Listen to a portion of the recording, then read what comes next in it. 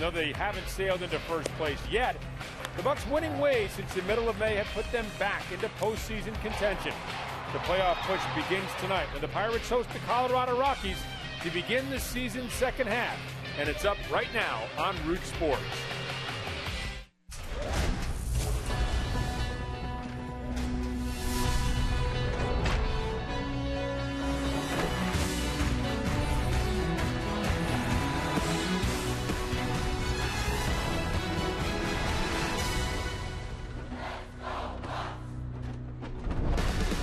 Baseball is back, and so are the Pirate All-Stars, Andrew McCutchen, Josh Harrison, and Tony Watson. And the Pirates are back home here at PNC Park to begin a 6-game homestand. And tonight, the first of 3 against the struggling Colorado Rockies. Take a look at the National League Central Division standings. The Cardinals just a game back of the Brewers. The Reds trail by a game and a half. The Pirates only 3.5 back of the frontrunners in the National League Central Division. Greg Brown along with Steve Blass. Great to have you back here as the Pirates and Rockies meet in the first of 3. And Steve, taking a look at those division standings, the Pirates didn't play well that last trip before the break, so they're within 3.5 games. But what, in your estimation, do the Pirates have to do to get back to the postseason? Well, first of all, they've got to be better in their own division. 13-26 against their division opponents. So take a look at the St. Louis Cardinals, the Cincinnati Reds, and the Milwaukee Brewers, who have certainly done their part backing up to let everybody back in the race. So they've got to be better in their own division. The bullpen has got to be more structured, and everybody's got to kind of find out where they belong, where they're going to be most helpful. This is a very good bullpen, but we've got to get it back to where we're used to seeing it. That's a real key for the Pittsburgh Pirates. You need more production from your corners. Pedro Alvarez and Gabby Sanchez and Ike Davis at first base. Those are the big boppers. You want them hitting the ball over the fence, creating those big innings that the Pirates need to get away from those one-run games. Stabilize the rotation. That's the bottom line to everybody. You get guys you can depend on that you know are going to be up every time a name is called, and that really helps start the whole ball rolling in the right direction at the beginning of any ball game, knowing who your starters are, when they're going to be working. Steve, talking about the rotation, we saw Francisco Liriano. Good news, he came off the disabled list. Bad news, he was wild his last start before the All-Star break. He's got to be better. He's not only going to throw more strikes, but he's got to throw quality strikes. When he's ahead, they chase the ball downstairs. Control is the key for Francisco. All right, the Pirates and the Colorado Rockies getting ready to play ball tonight at PNC Park. The National League Central Division is up for grabs. The race is on. Baseball back in the Berg. Buccos and Rockies coming up next.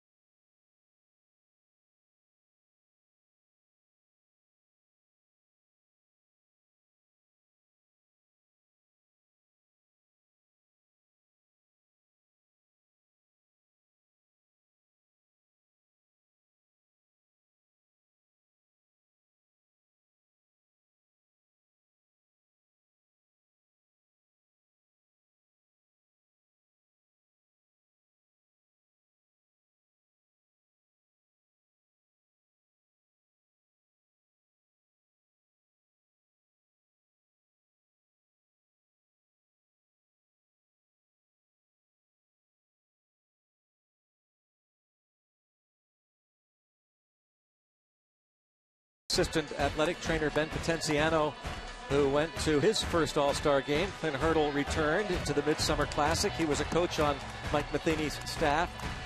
And for the first time, Andrew McCutchen, after 4 All-Star games, was a starter in center field and led off and actually had an infield single and stole a base in the All-Star game. Tony Watson got out there and threw 1 pitch and got an out in the bottom of the 8th inning in Minneapolis. And Josh Harrison also had a couple of at-bats and played the outfield for the National League club. Francisco Liriano looking for his first win since May 30th, his one and only win. Just hope that he's not going to be trying too hard and pressing too much tonight. He keeps the ball downstairs and throws a lot of strikes. Check out the Honda starting lineup for Walton Weiss's Colorado Rockies. Corey Dickerson leads off, and it's Drew Stubbs and Carlos Gonzalez. Troy Tulowitzki hits cleanup. What a matchup this should be. Tulowitzki and Andrew McCutchen, maybe the top 2 offensive players in the league. Nolan Arenado came off the DL and hitting .211 since. Willeen Rosario, the catcher. Charlie Culberson, DJ LeMahieu, and Jorge De La Rosa on the mound. Francisco Liriano making his 4th career start against the Rockies. Last year he got knocked around severely on August 9th, but the start before that he was very, very good here at PNC Park. But it has been a struggling year. 1 win, 7 losses, 4.72 ERA. The numbers don't lie. He's got to be more consistent. Last start, 6 walks issued against the Cincinnati Reds. He cannot afford to put base runners on against this team. They simply hit the ball too well. Check out the defense behind Francisco Liriano. Andrew McCutchen in center, Gregory Polanco in right, Starling Marte returns, he's in left, Pedro Alvarez, Gabby Sanchez on the corners, Jordy Mercer, Neil Walker up the middle, Russell Martin behind the plate. As Francisco Liriano makes back-to-back starts. That's a rarity. He started on Sunday in Cincinnati before the All-Star break. Andrew McCutchen, of course, made the start in Minneapolis in center field. First pitch, strike. Hope to see a lot of those. Liriano just 1-7 with a 4.72 earned run average. Faces Corey Dickerson, hitting .325 for the year. Left-handed hitter. Takes the fastball inside. Justin Morneau was in the starting lineup about an hour ago, but was scratched. He's had some neck issues, we understand. Briefly a Pirate last year. A longtime Twin. And like most hitters, having a very good year playing for the Rockies.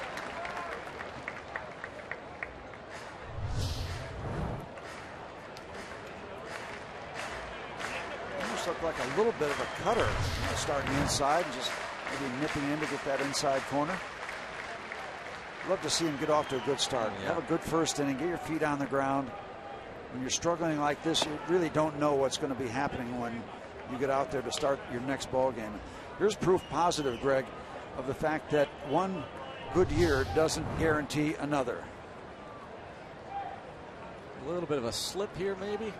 No, just a little turn. Just didn't dig in with that landing foot to hit where he wanted to. 2-2. Or the way he wanted to. Just got a piece of it. Dickerson. Rockies are 13-15 when the opponent starts a lefty. Dickerson, a 25-year-old Mississippi native who was an 8th round pick 4 years ago by the Rockies.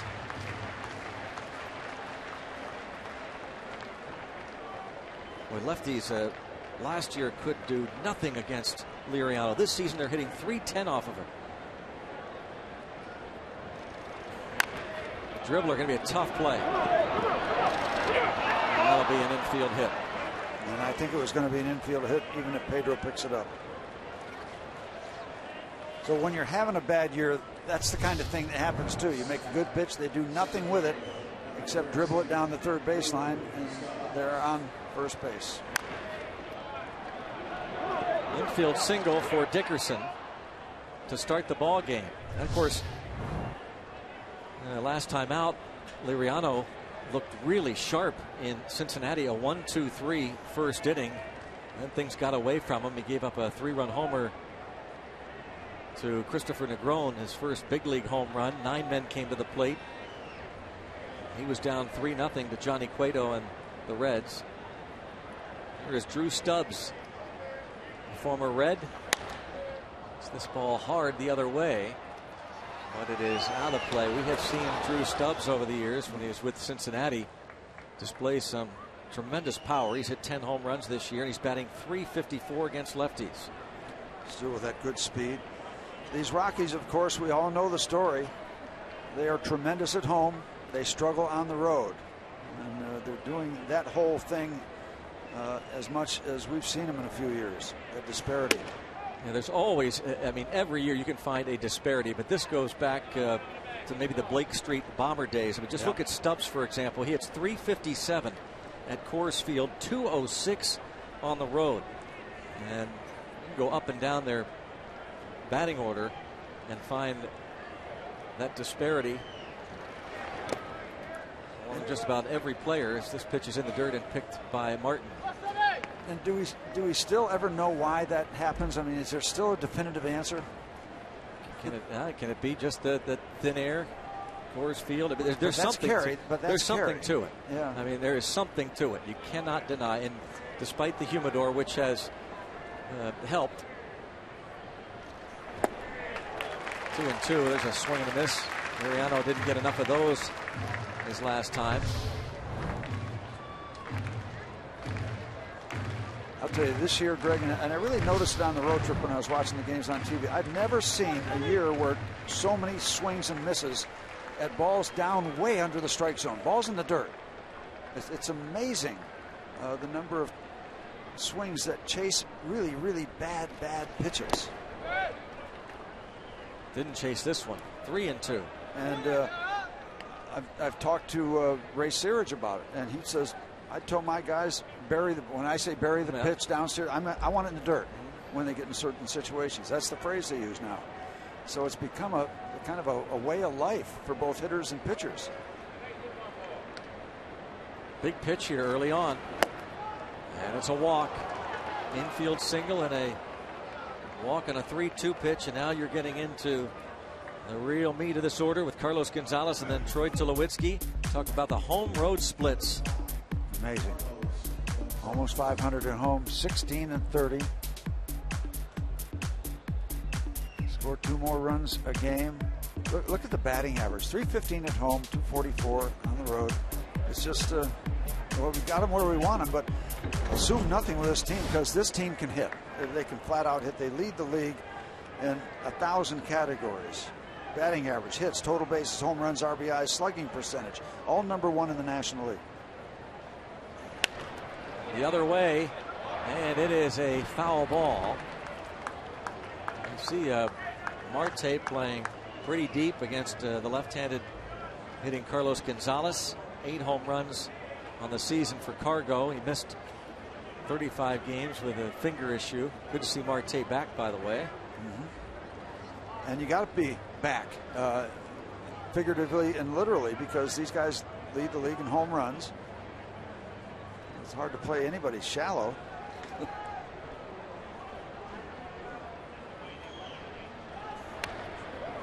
Fastball fouled back, 0-2 the count.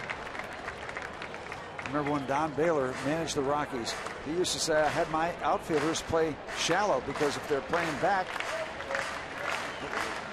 they're never back far enough. The ball is going to be over their head. It's going to be out of the ballpark. So he had the guys playing in a little bit. One approach. That was out there, certainly.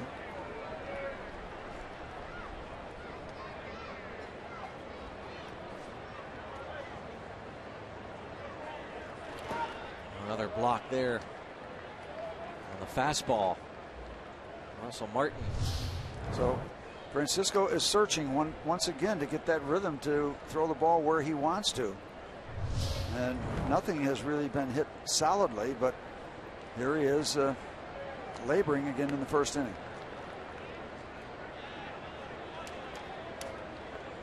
Dickerson reached on the infield single. Stubbs walked on a 3-2 pitch. Ground ball right now couldn't come at a better time.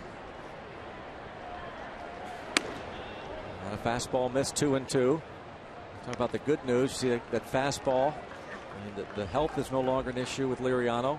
He made one very strong rehab start, but as they say, you know, those minor leaguers will swing at pitches that the big leaguers don't. The last fastball, 94 miles an hour. Nothing wrong with that. He's got to be out in front. Got to get people to chase. 2-2. Chased. Struck him out. And the first down here in the first inning. Again, a pitch down, way away from the strike zone, way under, way outside, and you get the swing and the miss. In this case, loving it. And now the big test. Troy Tulowitzki. The great shortstop is having another fabulous season. He leads the major leagues in batting at .345. He's tied with Giancarlo Stanton with 21 homers. He's tops in on base percentage and slugging.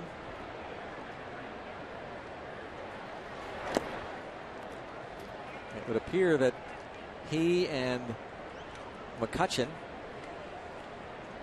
and maybe you could argue Stanton to a degree, maybe Paul Goldschmidt, but they are 1-2 in terms of on base percentage and slugging. McCutchen's third in hitting. Tulowitzki tied with Stanton for home runs. McCutchen is up there as well. And if you want another number, he's hitting .403 against left-hand pitching, which is second best in the league. 1 ball, no strikes. And now it's 2-0.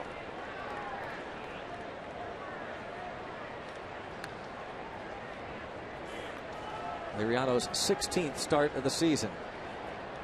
His last 10 starts here at PNC Park, the place where last year it felt like anytime he was out there, he owned the opposition. 0-3, a 5.10 ERA.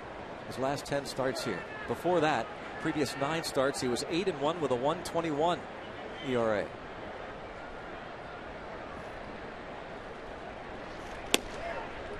And there for a strike.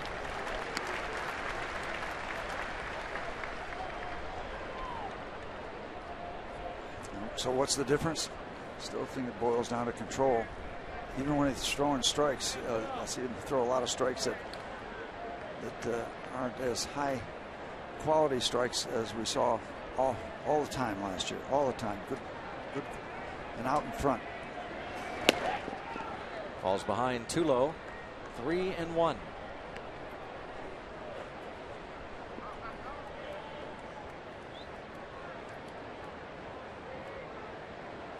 See the numbers there Steve was talking about, and he's not immune to those home road splits, by the way. Tulowitzki hits .417 in Denver, .265 on the road. And he's at a buffet right now, yeah. 3-1 count. And now they're loaded for Nolan Arenado. 2 walks in the inning. And early command issues for Liriano. Out comes Russell Martin. And looks like Gabby Sanchez, Neil Walker, even Pedro Alvarez are going to head to the mound. This might be more than a conference. This might be an intervention. Martin's out there to talk specifics. The other guy are there for moral support. Russell Martin able to take those days off during the All-Star break, banged up. Already blocking a handful of baseballs in the dirt. Here is the third baseman, Arenado. He missed 37 games this year with a fractured left middle finger. Looking for that ground ball again. And ball 1, fastball missed.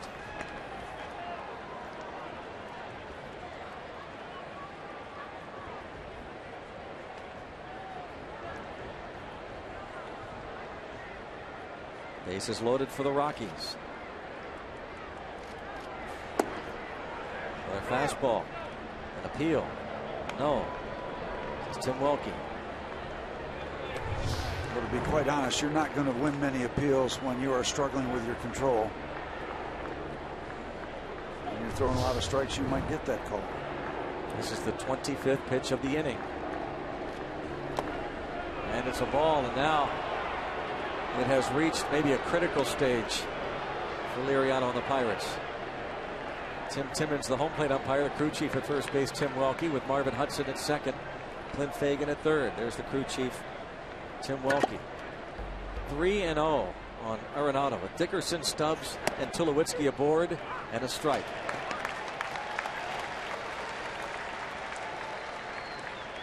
And that was close. And Francisco got the call.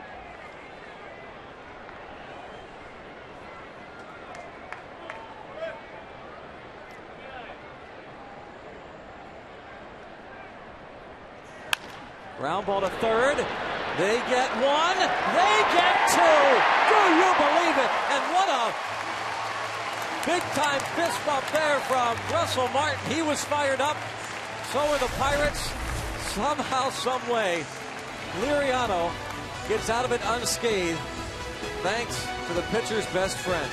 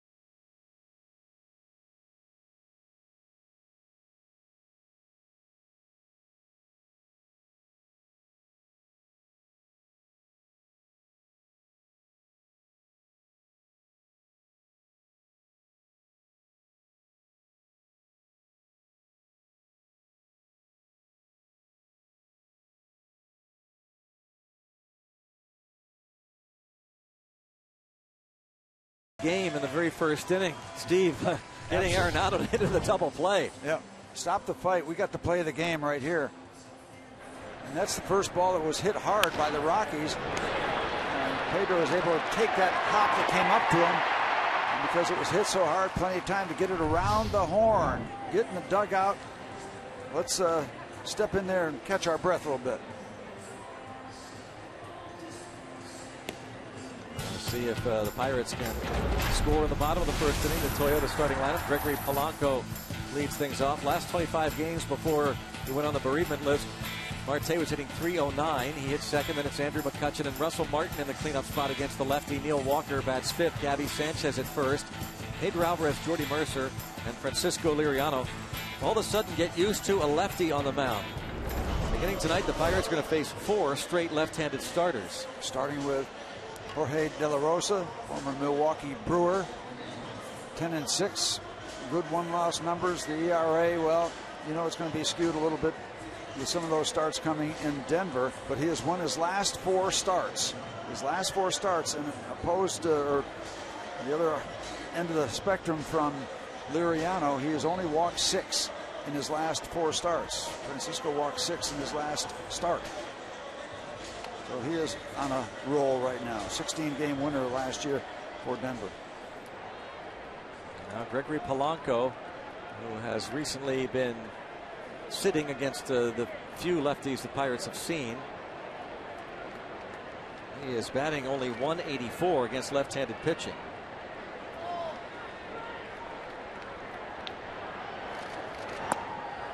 Pirates have seen the fewest left-handed starters in baseball. Just the 13th game in which a lefty has started against Pittsburgh. The Pirates are 6-6 in the previous 12 contests. Not a flamethrower, De La Rosa.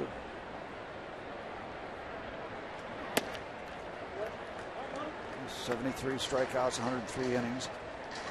6'1", 215 out of Monterrey, Mexico. 33-year-old left-hander Jorge De La Rosa. 80 major league wins. Another pitcher who has bounced back from Tommy John surgery. And 2,500 transactions. Taken for a ball. 2-1 on the rookie. This is game number 33 for Gregory Polanco. 1 hit in his last 22 at bats since he had that 3-hit game in St. Louis that last road trip. Hits this one hard the other way. That's carrying out to the warning track, and even though that's an out to Corey Dickerson, that's one of the better signs we've seen. That's something that Jeff Branson and the Pirates have talked about against left-handers in the minor leagues. That was Polanco's approach all the time, thinking left, center, and left. Ball was well hit. Of course, Dickerson plays a lot at Coors Field. Very accomplished in going back on the ball. Hard hit line drive to the front of the warning track the other way.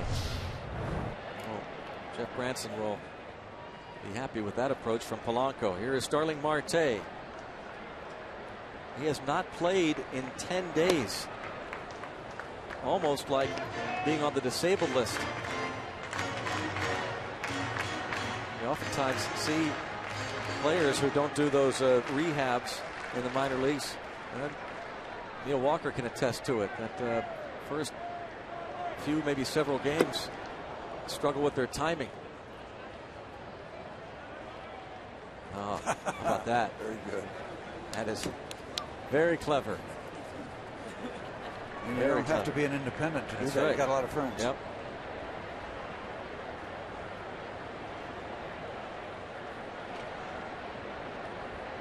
One ball, one strike. Showing bunt, and it's a strike. 1-2. Marte was away back in the Dominican. His mother-in-law passed away, so he's on the bereavement list.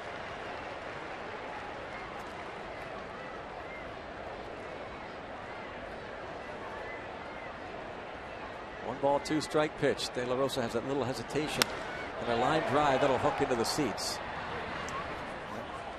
He does. A little unique kind of delivery. Might mess your timing up as a hitter a little bit. 16 wins last year. His second 16-win season for the Rockies. Well, really underrated, unheralded. 26 wins since the start of last year. That's tied with Zach Greinke, behind only Adam Wainwright and Clayton Kershaw in the league. 2-2. Wainwright has won 31 games since the start of last year. Kershaw 27, and De La Rosa and Greinke with 26 wins. A little hesitation from De La Rosa. There's another left-hander that you just mentioned that has a little hesitation in his motion, Mr. Kershaw. Unfortunately, not going to see him, Steve. Well, you know what? Yeah, that's the good news and bad news. Yeah, I'd love to see guys like that, but I don't think the Pirates need to see him. And bounce toward third. Arenado is excellent defensively. And Marte racing down that line. The throw from Arenado just beat him.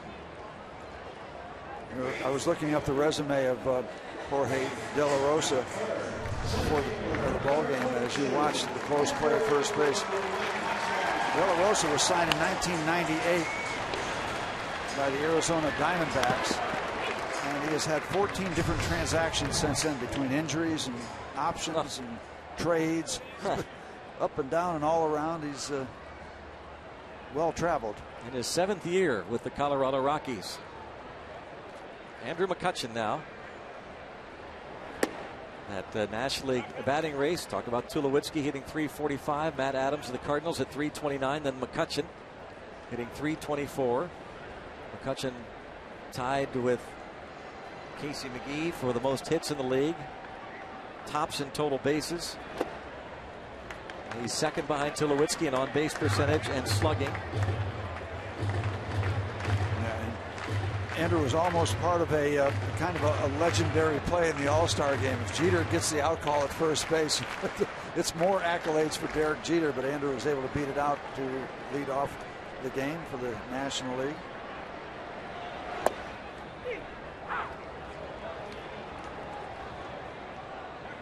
2 balls and a strike. Player of the month in June.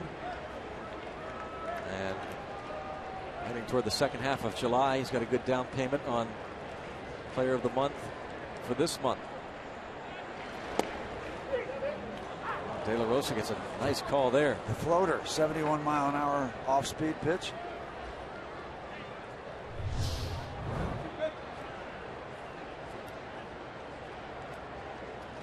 This is 72 miles an hour. 2-2 the count. And now it's full. Tied for 5th in the league with 10 wins. Gets a lot of run support. This guy had an ERA last year in Coors Field, home games, 2.76. I mean, that's talk about contradictions with this baseball team. How's that possible?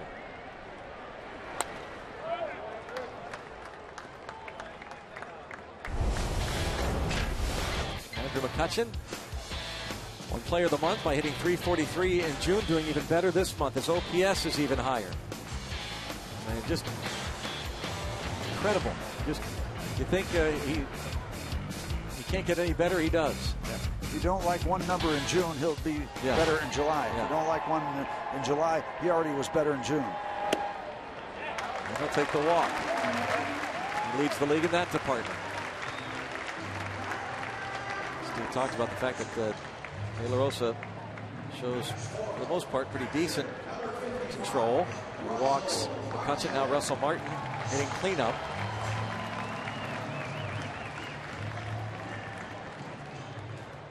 De La Rosa this year, going back to Steve's theme there about how he pitched better at Coors Field last season. Same is true in 2014. A .349 ERA at Coors, .587 on the road for De La Rosa. Go figure. Oh, that ball would have been hit into Blawnox. He just missed it. Way up there. Martin flies out to left. 0-0 after 1.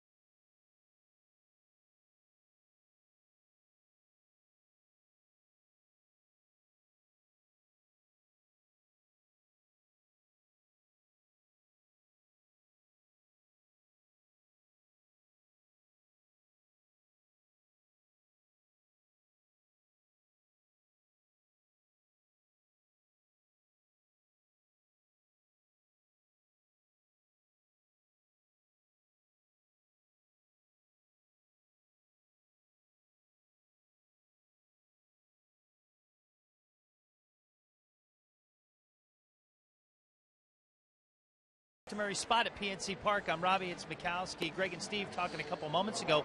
But Andrew McCutchen in his first inning sequence, he drew a walk there in the first half, last half inning, and it was Tuesday night for the All-Star game when Andrew McCutchen let things off for the National League All-Star team. Derek Jeter made a great play there, but unable to get Kutch. Not many people do. And Kutch told me he's let up before and knew he would get a couple fastballs, so he was prepared for that. He did say if he got a first ball fastball down the middle, he was going to swing away. He didn't. He obviously reached first and was able to get to second and steal his way to third. He ended up, Derek Jeter, one of the best in the business, can't even get Andrew McCutchen if he can't field one cleanly in infield, Greg.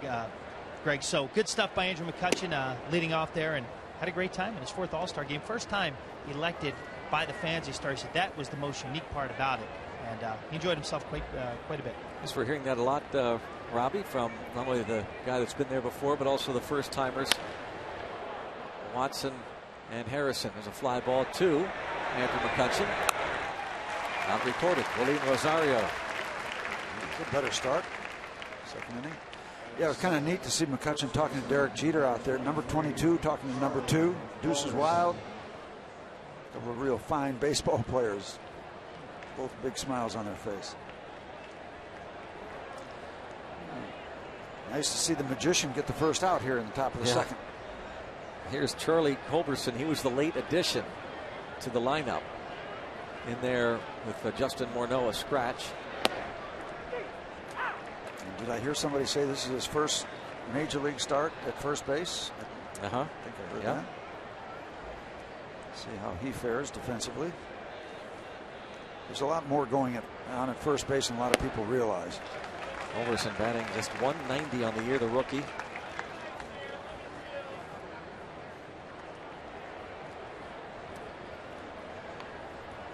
Traded over from the Giants a couple of years ago for Marco Scudero. And might have broken his bat, and going to drop it into left field despite the great effort by Jordy Mercer, who's even going to try the bare hand, anything. He was going out there with his back to home plate, hoping he might have his glove in the right spot, because you really don't have any idea where the baseball actually is. Sometimes you get lucky. This time he didn't. What would you say? Took a bad route out there? Right. Circled around. No chance. A for effort.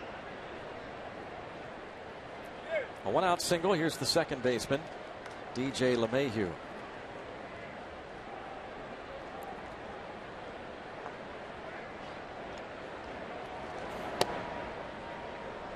Ball one. 283 hitter is LeMahieu. Former second-round pick of the Cubs back in 2009 out of LSU.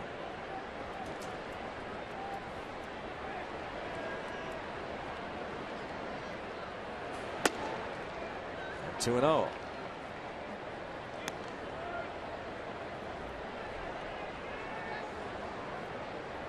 So lefties hitting .310 against him. Righties just .229. Liriano this season. We mentioned that he's making his second straight start, back-to-back games. That's a rarity. The last Pirate pitcher to do it, Zach Duke, back in July of 2006. And before Duke, the last Pirate to start back-to-back games, July 10th and July 15th, 1971. Who was it? How about that? You know the answer. Yes. Who? Me. Yes, of course it was. And we were looking, and I think you pitched 7 innings, allowed, was it 2 runs, that the one start? 1 earned run the first time. Yep. We looked it up, and then Yep. 1 unearned, 1 run the next time. And So you went 2-0, huh? 2 no decisions. Those darn Pirates just couldn't hit back then. Jeez. Well, I mean, did you realize No, how rare that was? No, I had no idea. You know, the concept is around the break. You know, you start the last game before the break, and then the first game after the break. So I had no idea. I don't remember having done it. Could have got a couple wins. Yeah, that would have been nice, huh? Yeah. I think Mudcat Grant stole one from you. Yep. Well, that would have got me another what? 2,500 maybe next year in the contract. Maybe. Oh, strike. Probably not, because I cut the cards with Joe Brown one year for a raise, and I lost. He won. High card. I took his offer. Would you win 15 games, I think, that year, right? Yeah. So there are 2 W's you would have had. Yeah, 17 wins. Sounds better than 15, doesn't it? It is better than 15. Runner goes, and it's hit sharply to the shortstop and off of Mercer's chest. Throws to first late, and everybody is safe. Could Jordy have been peeking? Thinking, I've got to take a look at that runner coming into second base, see if I got a shot. Took a pretty good shot off the rib cage. See the runner going. If you peek sometimes to see if you're going to have a chance at second, or you got to just take the out at first, it disrupts your concentration. You don't get anybody. It's a double play ball. But if he fields it clean, they would have been close. The runner was going. Yeah. At the very least, of course, they get the out at first. That's the 7th error of the season on Mercer. And now Jorge De La Rosa probably will try and bunt the runners over. Yeah, I really didn't see him peeking. Just ball came up on him. Once it toward third. Now Alvarez froze for a moment. Now bare hands and doesn't throw at all. Oh, brother.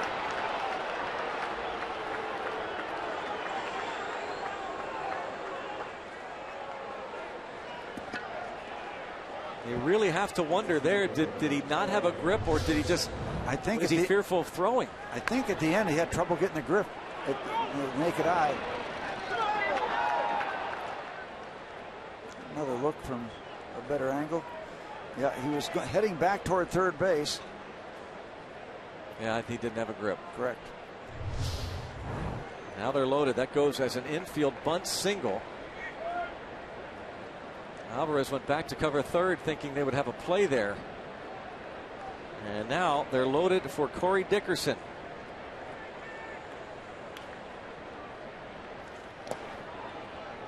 Another great block.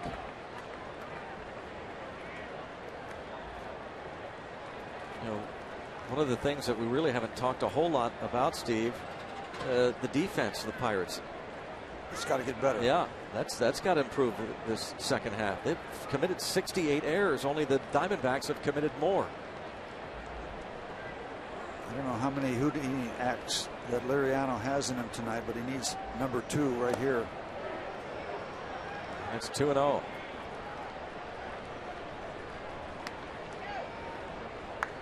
Lazy fly ball out to start the inning.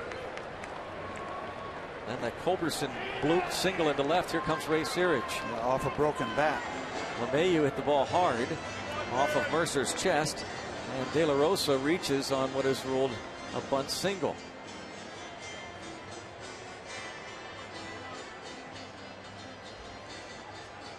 Well, you never can tell what's going to happen next after an error is committed, but you know that De La Rosa with 2 outs wasn't going to be bunting, so we were at least going to get 1, which would have been out number 2.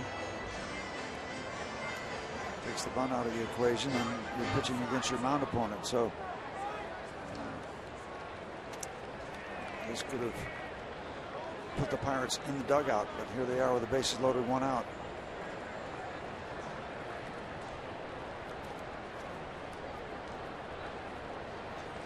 And now Francisco has got to throw a strike, and Dickerson knows that. But it's a good strike.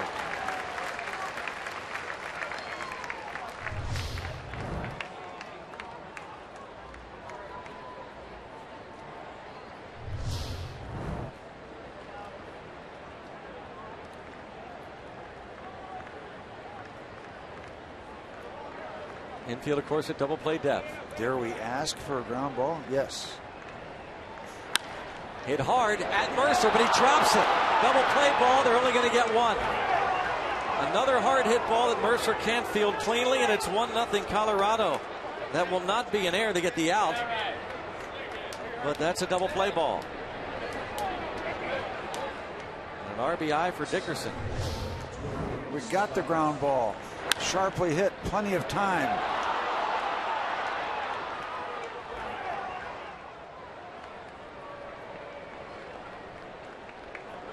Allegheny Health Network Supermo.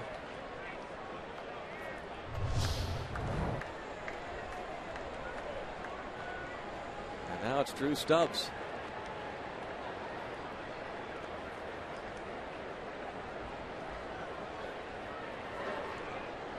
Runner goes.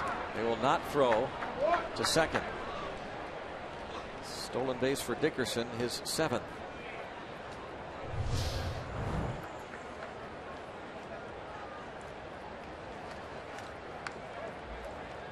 Obviously aware of the runner at third base.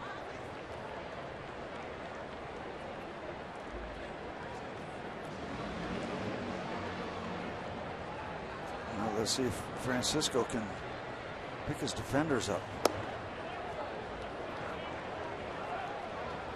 It's hard to blame Liriano this inning. No, when you put it all together and go over that scenario with the ball that DeMayu hit. Even if they get one, De La Rosa's not going to bunt, and you got easy pickings there to get the third out.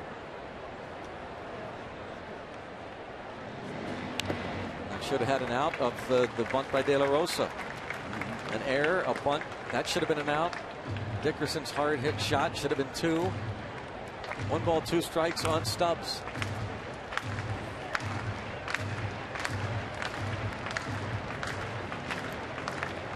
Francisco threw 94 pitches in 4 innings last time out.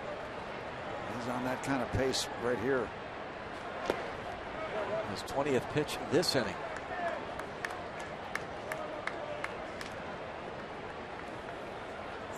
But somehow, some way, he is holding it together at this point. On a string. Get out of these first 2 innings like this with 1 run. It's kind of a miracle in itself. And a strikeout. It is a miracle. They get 1.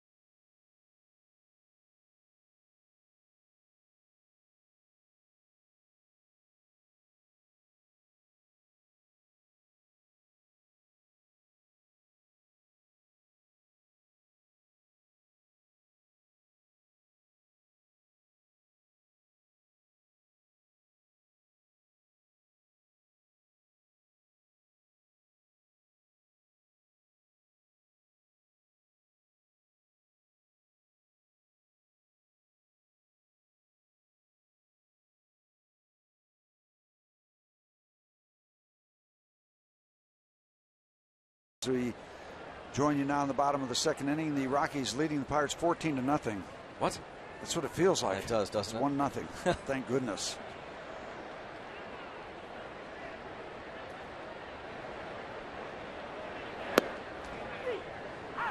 First pitch. Strike.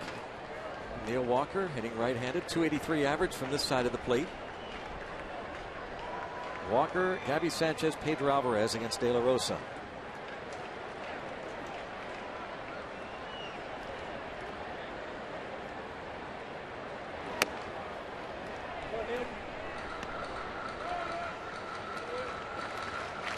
I really enjoyed one thing you said early in the ball game, Greg. Really enjoyed it. You said, well, we're starting the second half of the season. Even though it has been 14 games since the actual second half began. I love it that we beat the numbers somehow. It's never 81.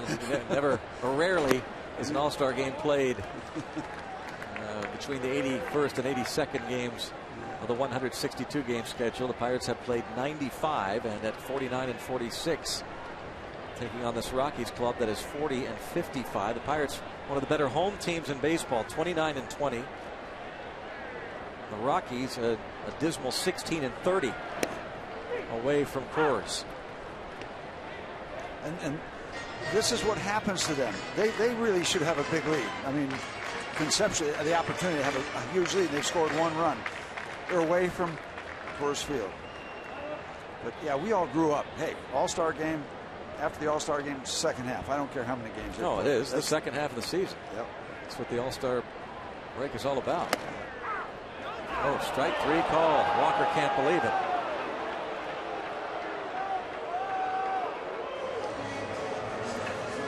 Well, let's see if we believe it.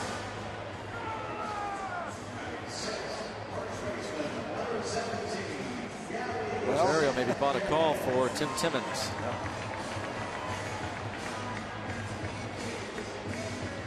The borderline call. The 50%er.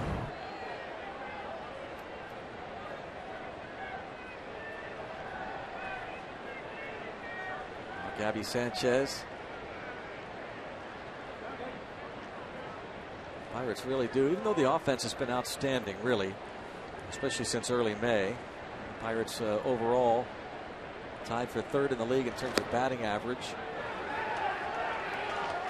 Ball one of the fans exaggerate. Some cat calls there, the home plate umpire. Pirates have the top on base percentage in the league, but they do need their first baseman to produce some either power numbers or RBI numbers. Hoping somebody gets hot. Since May the 6th, Pirates 37 wins, the Rockies just 20. Pirates first in the National League since May the 6th in terms of wins, and the Rockies the worst. That's hit hard to right. Deep and over the head of the right fielder Gonzalez, and Gabby Sanchez into second base with a ringing double off the wall and right. And got one of those good bounces. One of those bounces that does not come straight back to the outfielder. This thing hit something out there and just went straight out toward right center field.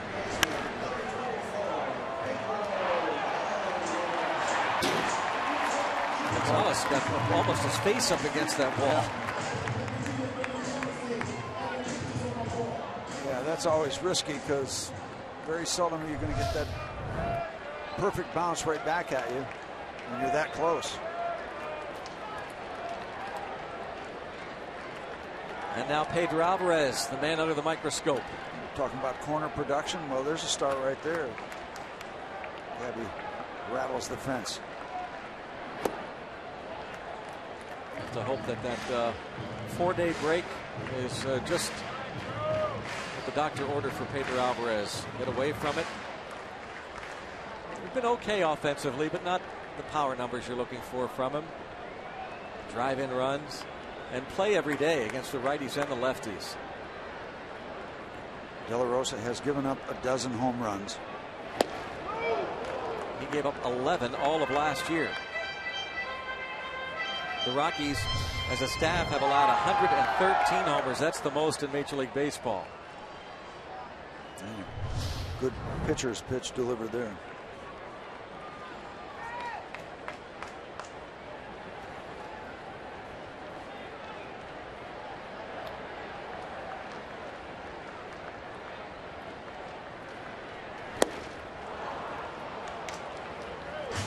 One ball, 2 strikes.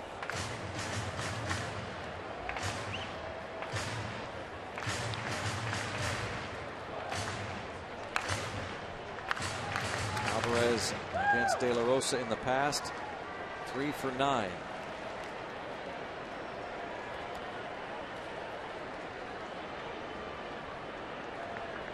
Taking it all in. Magic. Lays off this time, 2-2.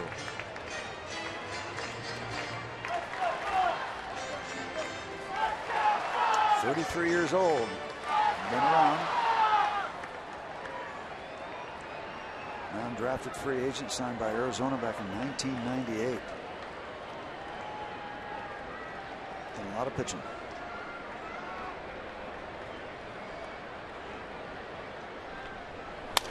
At the very least, ground out broken bat. As Alvarez is retired. Want to see how you root for your Buccos? AT&T fan photo. Show us how you root for the Pirates. Submit a picture via Twitter. Use the hashtag BucsFanPhoto. We'll show them during our broadcast. Again, the hashtag BucsFanPhoto. Use your Twitter account. We'll show them during our broadcast the AT&T fan photo. Game 1 of 3 against the Rockies. The start of 6 here at PNC Park. See a lot of the National League West coming up. 2 outs. Mercer takes a strike. An error committed by Jordy Mercer in the top of the inning, just the second in the last 35 games for him. Batting .378 in the month of July, 6th highest average in the league.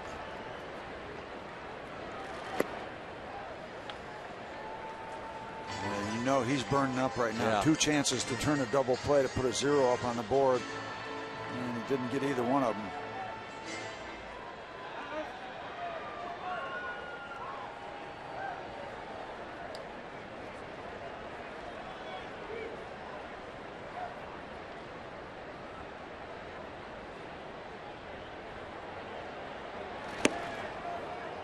One and two.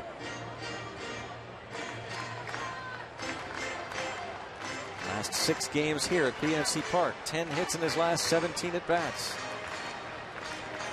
But De La Rosa appears to be in the driver's seat. 1 ball, 2 strikes. Base open. Pitcher on deck. 2 outs. Yeah, he's got at least 2 pitches to play with here.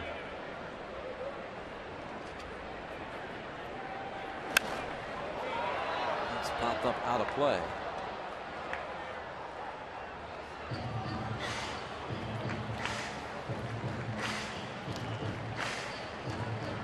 Six homers, 28 RBIs on the year for Jordy Mercer.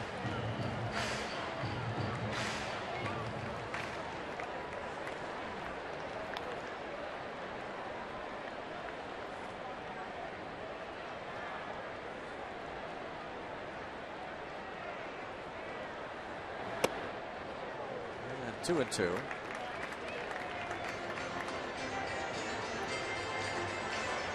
He goes inside there, moves him off the plate. Let's see if he comes back to the outside part of the plate, away from Jordy, to chase something after setting him up inside. Might get a little indication by where Rosario sets up. Didn't give it away. Popped him up. Tulowitzki out. And that'll do it. Double for Gabby Sanchez. He is stranded. It is 1-0 after 2.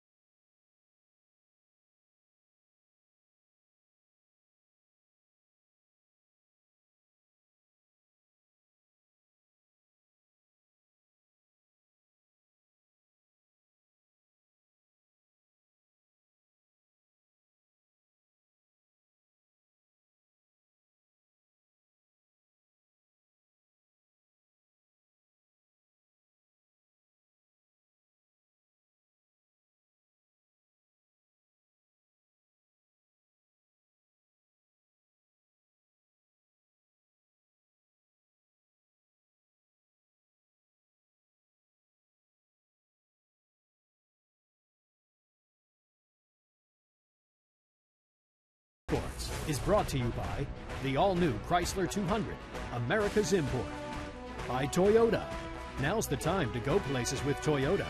Visit buyatoyota.com for special offers. And by PNC Bank, for the achiever in you. Let's go Bucks! Some shots from the All-Star game.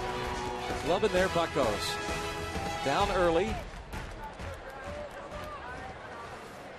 Nice sign there, Steve. Picked up from the sign store. Yep. Thank you. So we're looking for just a yep. Didn't see it. Had my head down. WW. Wasn't watching. Rule on that play. WW. Carlos Gonzalez struck out in the first.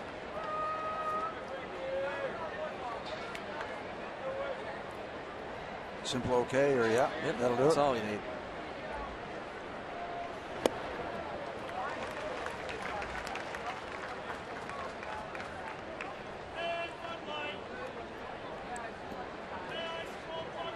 One run, 3 hits, a couple of strikeouts, a couple of walks.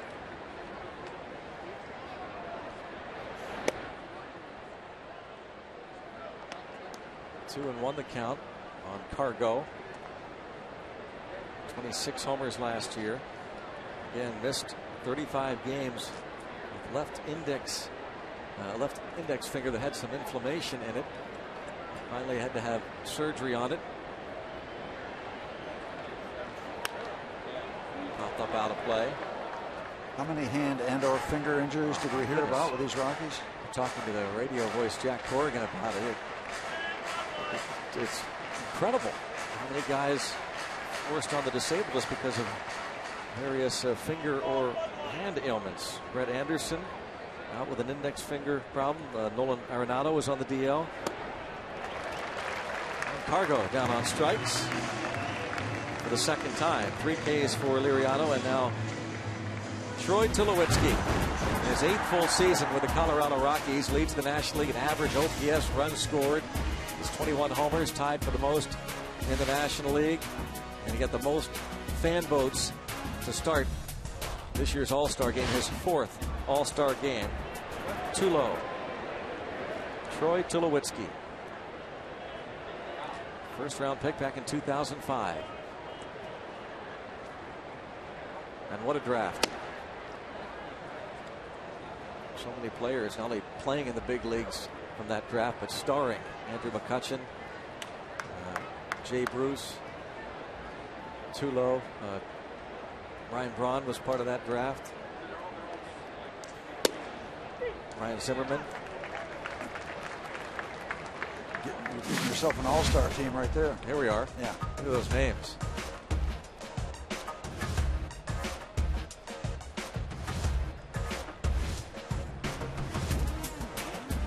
Pretty good stuff.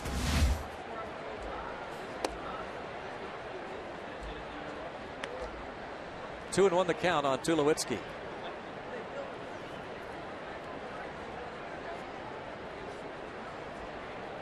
Two and one on Troy Tulowitzki.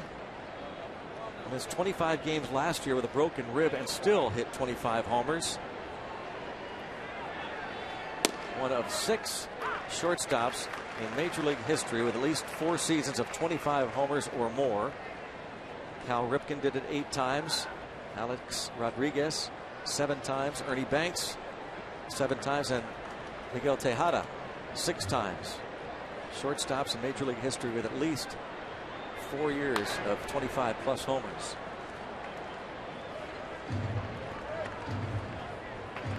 And the story goes that he recently apparently went to upper management and just let them know that if it was in the team's best interest that he move on. There's a lot of rumors around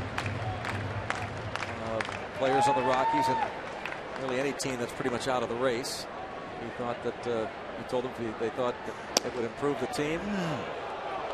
3-2. Didn't miss by much. It says a lot about Tulowitzki with that kind of an approach with his employers. It's going to be hard to get that call against Troy Tulowitzki. As good a pitch as it was. You're going to get a lot of batters to chase that unsuccessfully.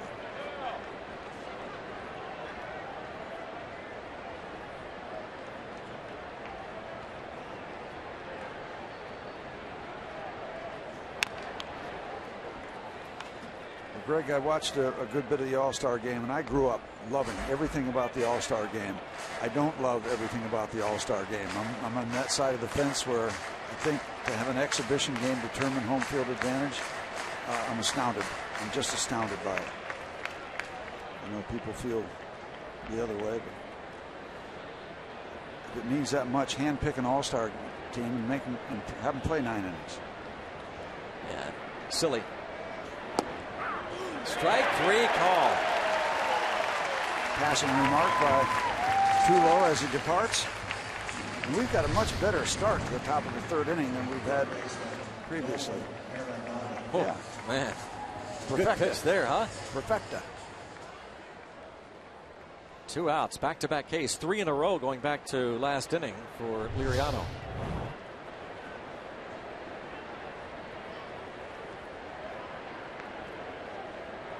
I wonder, Steve, when you miss as much time as he did with only 1 rehab start, can command be an issue? Sure. Yep. Trying to get that feel back, right? Yeah. Just 1 rehab start, and so this is just his 3rd start since coming off the DL, a month on the DL.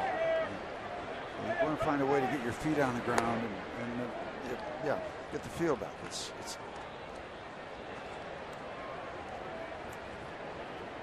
third start, including that rehab assignment in the minor leagues, of course.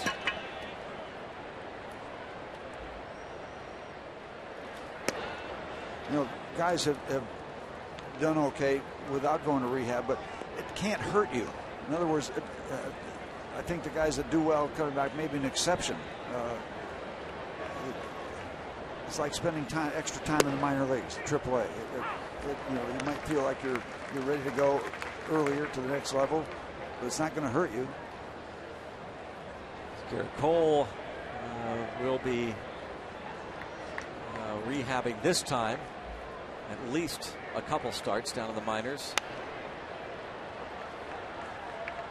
Last time came off the DL and did not rehab. And our Allegheny Health Network injury update. Garrett Cole yesterday threw 30 pitches off the mound here at PNC Park. Just fastballs and changeups. Ray Searage was watching, said it went well. And figure out the next step as they go along. Ground ball to shortstop, Mercer. And the fans react. 1, 2, 3. I'll react too. Well, Francisco Liriano.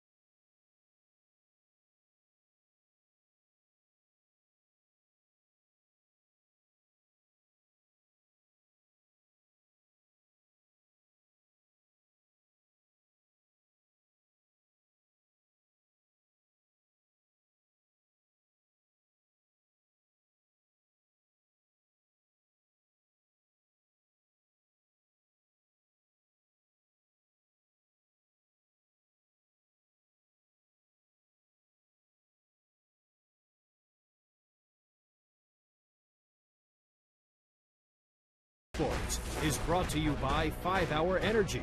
5-Hour Energy helps recognize those who, despite their own needs, put others first. By the Chevy Equinox and your Western PA Chevy dealers. And by Day Automotive. We're gonna make your day. Let's go Bucks! here at PNC Park. Nice crowd on hand to see the Pirates and the Colorado Rockies. Oh, wow, that's way up there, huh? That's the big Jolly Roger. Yes, sir. Wow. Long John Silver. How about that? Serious? My word. That is wild. Here is Francisco Liriano. How about that top of the third inning? Strikeout, strikeout, ground ball. That's more like it. Yeah, strikeout of Carlos Gonzalez, Troy Tulowitzki, and then getting the ground out from Arenado. Oh, hit off the pitcher. De La Rosa recovers and throws late. He's not going to be able to get an out with that speed of Liriano. The perfect bounce off the body. Dropping down and rolling away. That's how you do it. Off the foot. Liriano legs out his third hit in 23 at-bats this season. Beat that speed.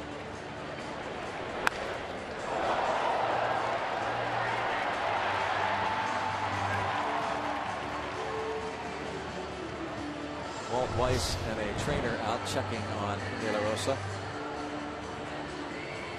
When you're 33, you don't want to be rolling around, bouncing around like that, do you? Can't remember much about 33.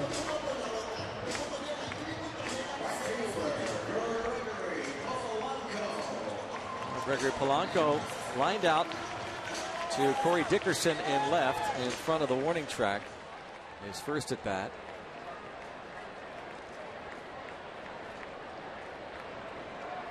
It's just the 16th game that we have seen the big three in order: Polanco, Marte, and McCutchen.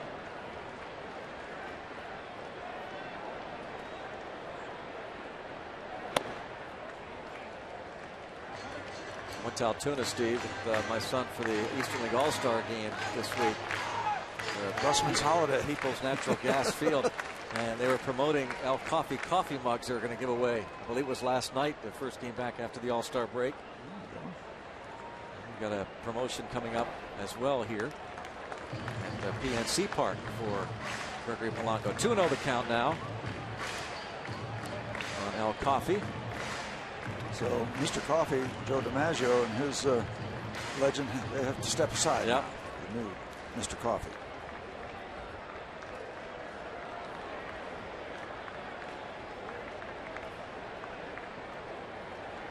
Hit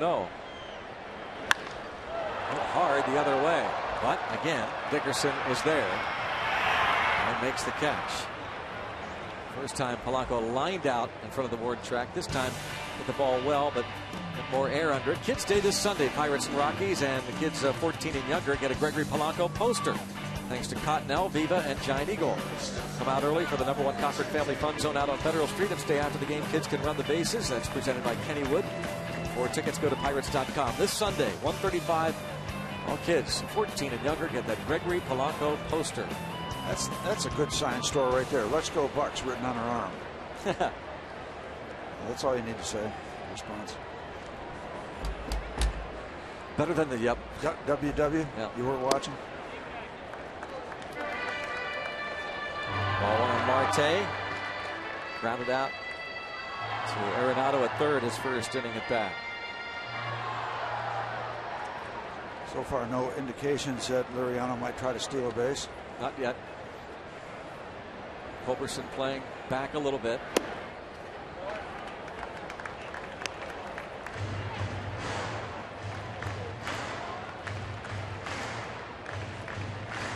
Two 2-0 the count. Former Rockies skipper Clint Hurdle.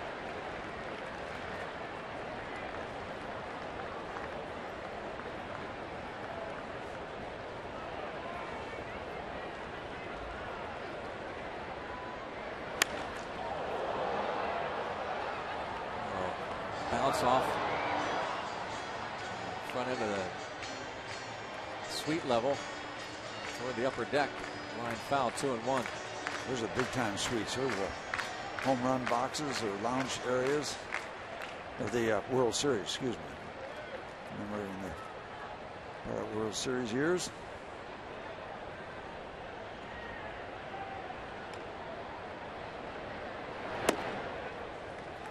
3-1.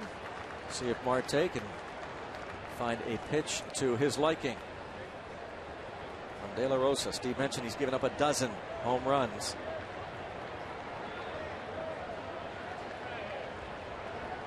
Marte hasn't homered since June 13th in Miami.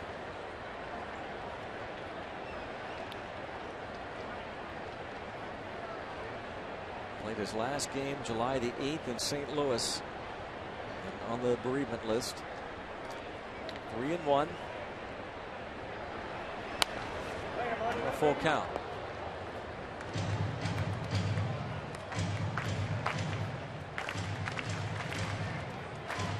Starling Marte has not been the consistent year he was hoping for, but a lot of games left here.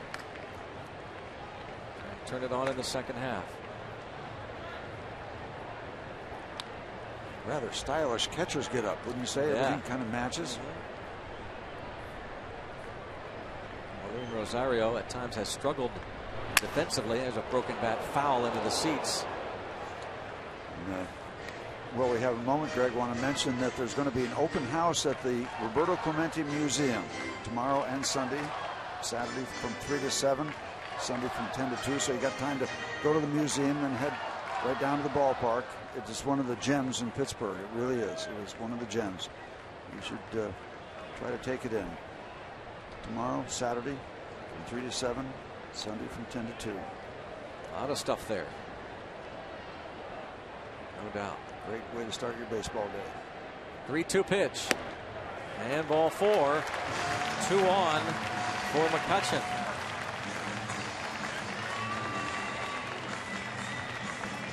Tonight's Barrel Automotive League leaders stat. National League leaders in extra base hits since June the 1st.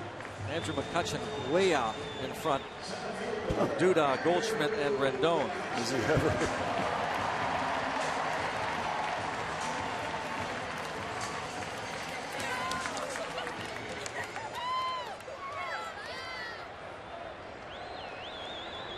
For the season, he has 50 extra base hits, 3 back of Goldschmidt.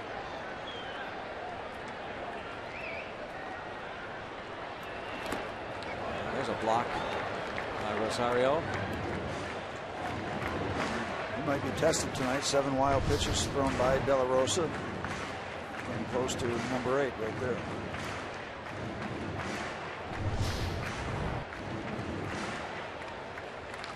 Everybody trying to throw the ball down in the dirt because so many batters are swinging and missing it.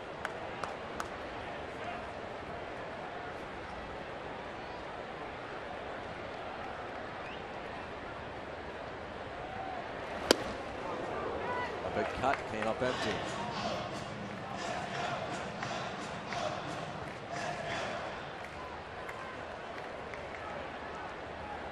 One year ago, his numbers was hitting .302 with 10 homers, 49 RBIs. Well, a lot of people have been saying he hasn't reached the ceiling yet. He's still stretching, still reaching.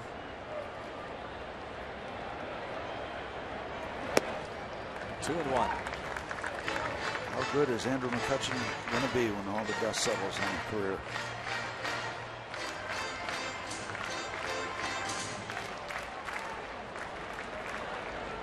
For the great ones, it's how many years you do it. He's got a chance to join that group. 2 and 1. And fouled off to the right, out of play.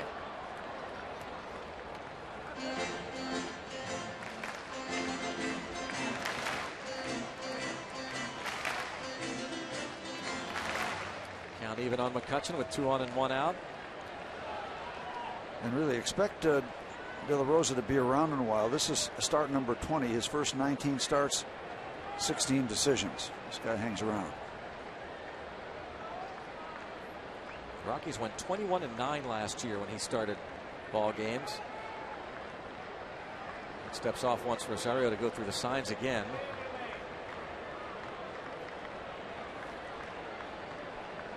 McCutchen hitting .326 with men in scoring position.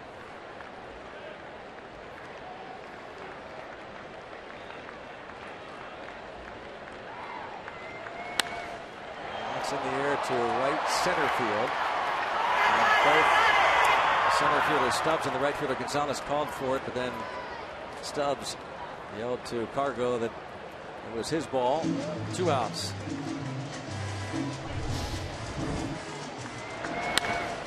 I knew he missed it.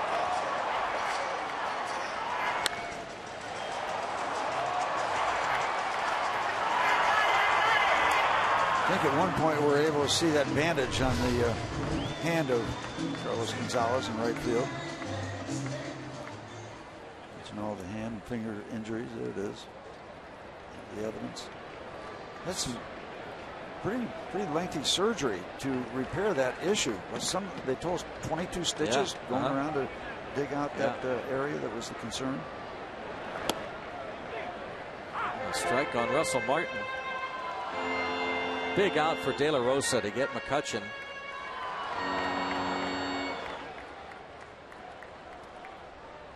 Martin just missed one in the first inning. Got under it. And you're hoping for some kind of gap shot here, because a single doesn't guarantee you a run at Liriano at second base. Yeah, that's a good point. Really could use that. Something comfortable for the big man to get around third and mosey on into home.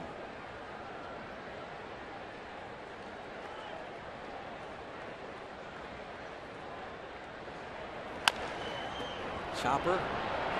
And a bare hand play made by Arenado. He is awfully good over there at third base. Nolan Arenado made that look easy.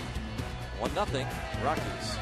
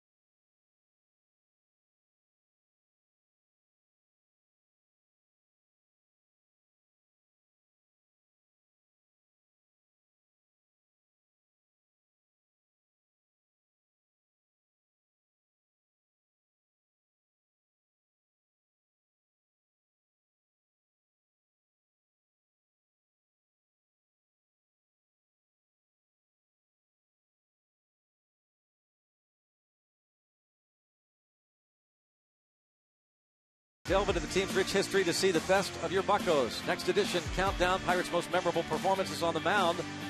Appearances from Doug Drabeck, that is, Doc Ellis and Vern Law. Full list on Inside Pirates Baseball. 10 great Pirates pitching performances tomorrow at 6 on Root Sports. And if Steve Blass's Game 7 isn't number 1, I don't know what would be.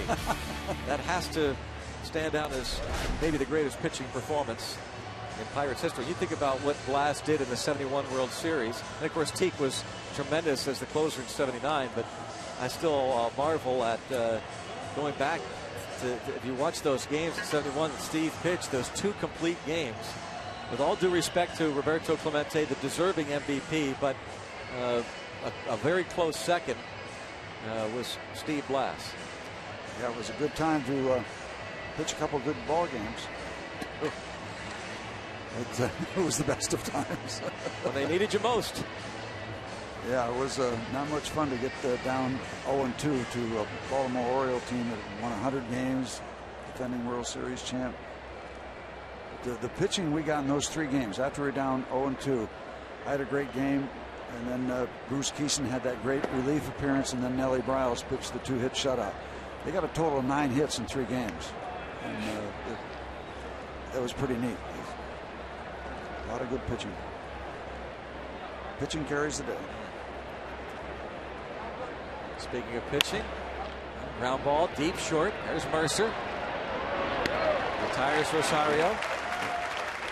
So good confidence plays for Jordy. Last out, last inning, first out this inning. Steve, let's go back to take a look at this Liriano performance so far. The infield single, a couple of walks, looked a little wild in the first, but the infield single by Dickerson, the bloop single by Culberson. And broken bat. Yeah, broken bat, and that's been it. I mean, a bunt hit that should have been an out. I mean, he's rolling along here. The two hardest balls hit were the two that Jordy had problems with.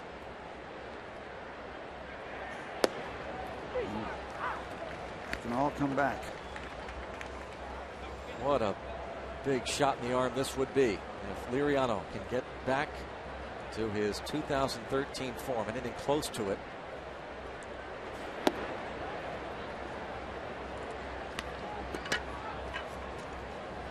Well, we certainly know he's capable.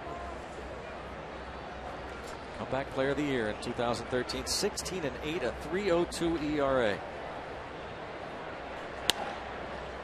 Near to right, that's going to slice toward the seats. Well, you know, the road trip before the All-Star game certainly was disappointing for the Pirates, but I'll tell you, these Pirate fans have picked up right where they left off after that last great homestand. They are out in droves today. We're close, if not at a full house in this ballpark. Another foul ball down the right field line. So the fans certainly enjoyed that last homestand, and here they are again. It's just great to see this ballpark filled up. It just never gets old.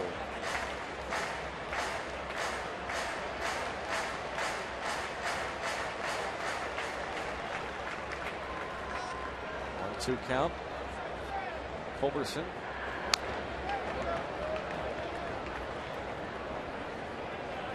Still a ball and 2 strikes on the man who was inserted into the lineup late with the Morneau neck issue scratch. 25-year-old from Rome, Georgia, Charlie Culberson, supplemental first-round pick of the Giants 7 years ago. Got him in the dirt. Maybe he's back. Maybe 5 Ks. Well, we're going to take a look at our AT&T fan photo. We ask you to keep them coming on the Twitter. Use the hashtag BucksFanPhoto. I think we have a special one. This is from the Hall of Fame in Cooperstown. We're just talking about Steve Blass and those complete games. Eric Little sends us this AT&T fan photo of Steve's cap in the 1971 World Series. I guess that is a pretty good pitching performance when your cap reaches Cooperstown. I've got another item up there too, Greg. What do you got?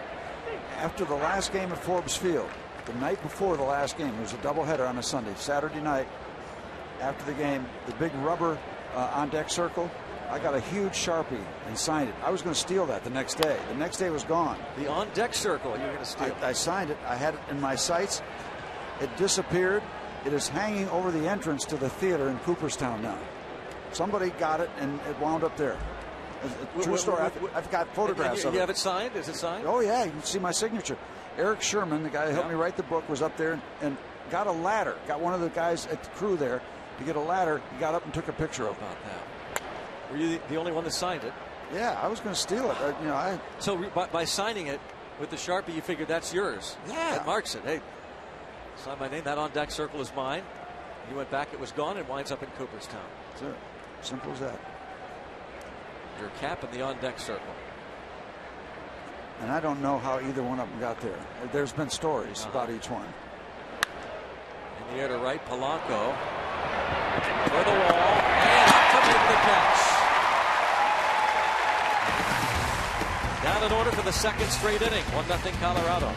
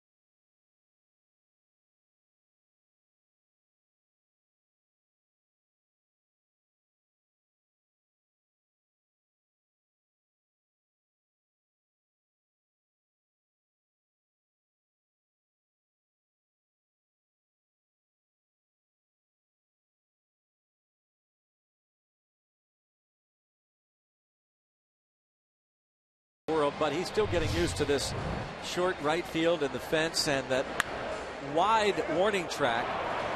You see him try and get back as quickly as he can.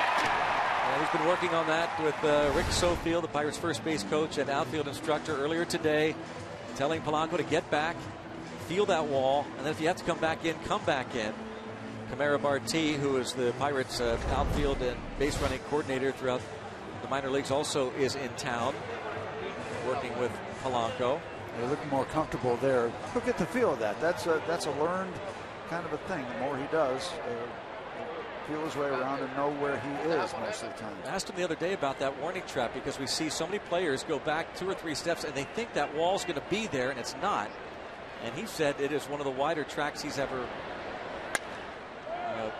played on or been a part of course, all these years in the minor leagues. A lot of years as a center fielder. Game of repetition. The more plays you are required to make out there, the better you'll get at it.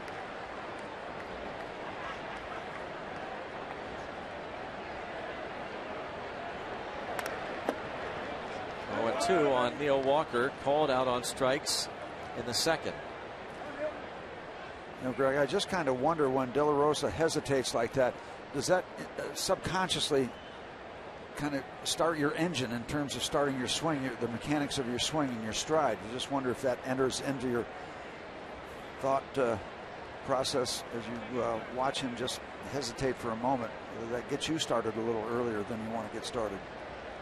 Timing issue.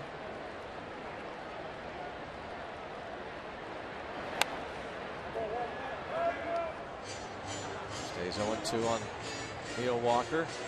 Told you about De La Rosa, all the years in professional baseball in the major leagues with clubs like the Milwaukee Brewers, and now 8 years, I believe we said, with the Colorado Rockies. 7th full year with the Rockies. 2 years with Kansas City, parts of 3 with the Brewers. Years with the minors. Steve told you about all the transaction in his professional career. Initially signed by Arizona as a non-drafted free agent out of Mexico. Played in the Mexican League. Time with the Red Sox organization.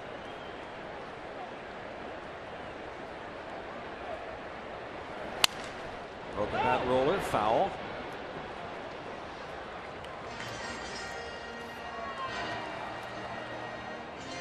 Walker will get a new stick. And somebody gets a new baseball. Or a new souvenir. I don't know how new it is. Oh, she's got the cotton candy and a souvenir. Yeah. And she got Dad. Yeah. Yeah. Well, that's just. How good is that? Yeah. That's spontaneous. That's spontaneous stuff, folks, at the ballpark. A lot of this stuff is choreographed and structured, but that's pretty real.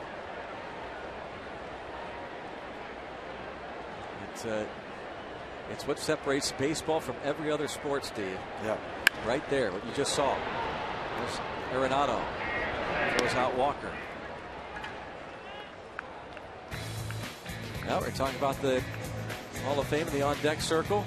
Now it's if I could, it's somewhere around on that corner. Sure it is. I got it. All right, I'll bring the photograph. Well, thank you to Eric Little. Eric Little. There it is. And it looks like that. All right, now you got me challenged. Eric Sherman will send me a copy of that. Eric, if you're watching and listening, you better be. I'll expect that on my desk in the morning. I think we need to make an off-season trip to Cooperstown, you and I. All right. And we'll get a first-hand look. Maybe I can steal it back. It's an idea. Not a good one. Gabby Sanchez doubled off the right field wall in the second.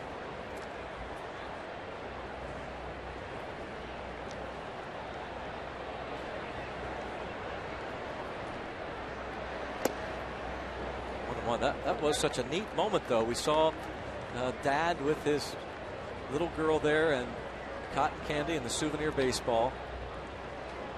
And there they are. And of course, I'm sure he's getting the text that he and his daughter are on TV. Yeah, but he gave her a kiss on the forehead. So neat. That's the play of the game so far. That is the play of the game. And that's not going to change. Strike called. 1-2. But baseball in the summertime, the family and friends, families. Time to soak it in. Summer evenings, summer afternoons. Dads and sons. Baseball. Daughters. Yep.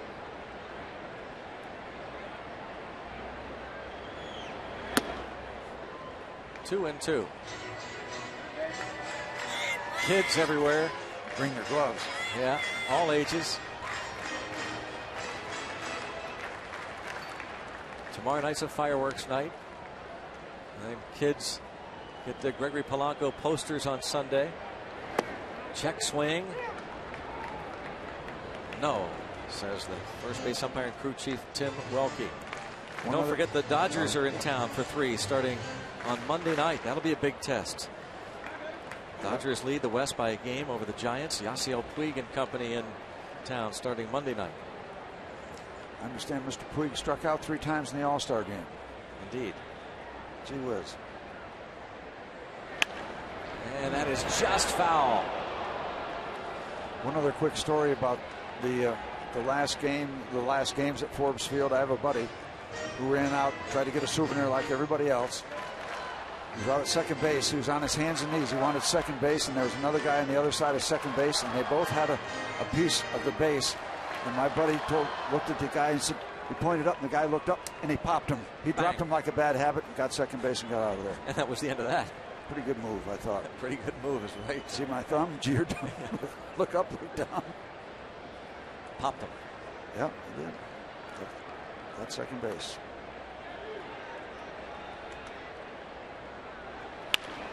And bouncing ball back in Arenado. He's the wrong guy to hit it to, isn't he? He is so good over there. 2 outs. Well, again, it is a fireworks night tomorrow after the 7:05 game. It's presented by 84 Lumber. Rennie Stennett also going to be on hand before the game for the block party out on Federal Street. Former Pirates second baseman. Bucks and Rockies 7:05 and the Zambelli fireworks show to follow. Go to Pirates.com for tickets.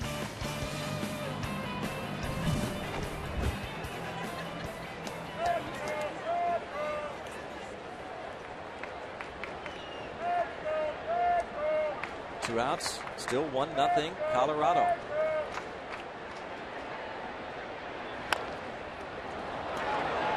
De La Rosa on the first, and he enjoys his first 1-2-3 inning. Still 1-0 Rockies.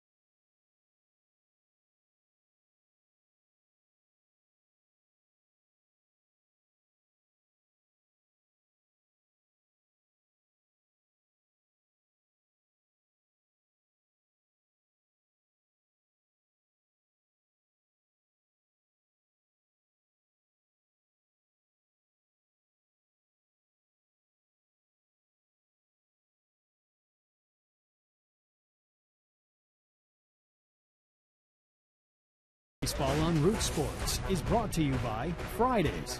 In here, it's always Friday. By Barrel Automotive, we're driven to be better.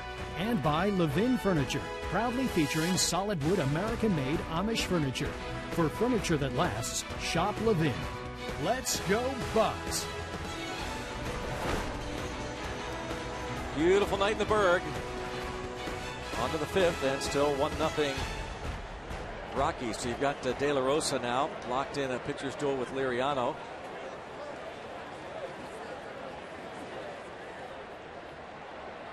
And here is De La Rosa. Reached on a bunt single in the second. 6 hits for him on the year.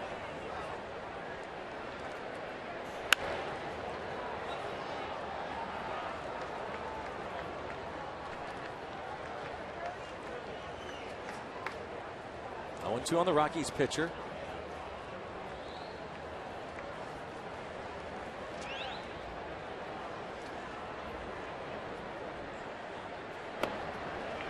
Takes care of him.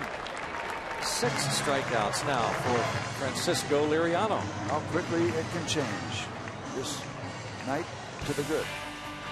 Celebrate our 2014 All-Stars with great ticket deals for the Dodgers and Marlins series. Tickets in the bleacher reserve section, $22. Tickets in the upper bleacher reserve section, just $5. To get your tickets, go to pirates.com/dynamic.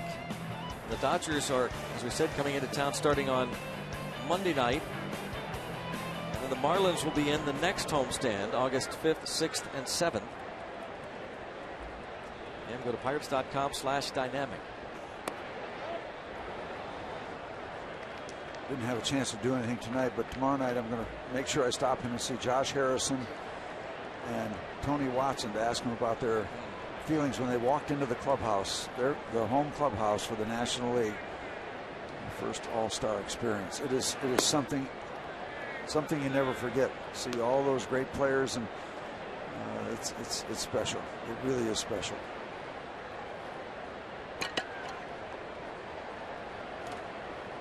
We might see both of them at some point tonight.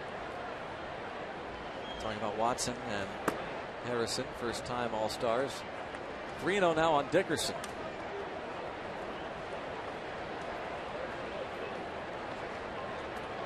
See if Liriano can come back. Dickerson reached on an infield, basically a swinging bunt single in the first. Got credit for the RBI in the second on a hard hit ground ball to short. A strike. And he's going to wind up getting to the 90 pitch mark here in the 5th inning. But it's all different now because he's pitching so well.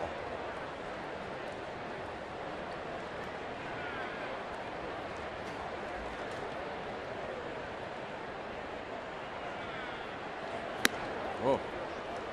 Slider not close. Way up. His first walk since the first.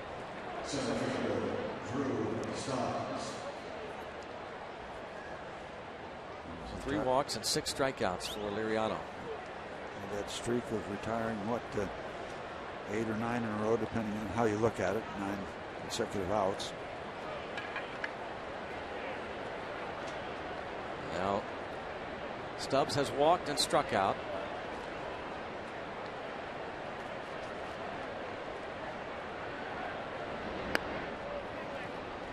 Dickerson stole second uncontested in the second.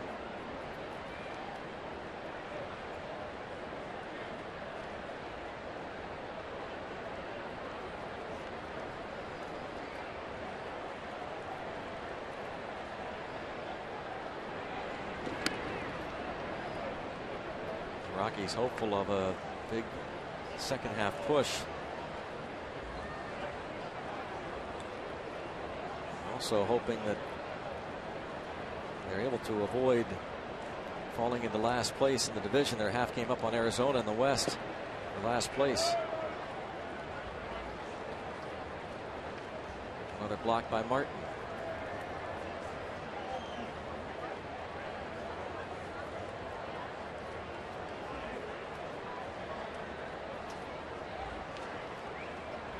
Drew Stubbs hitting .354 against left-handed pitching.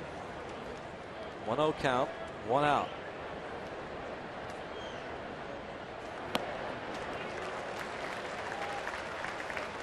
just a little bit off in terms of speed.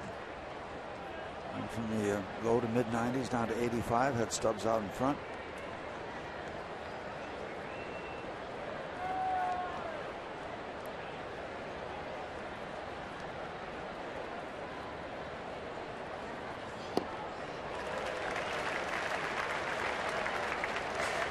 Two count. It's amazing how every major league hitter, if you are a pitcher struggling with your control, every major league hitter thinks the next pitch is going to be a fastball. That's just the way they've grown up.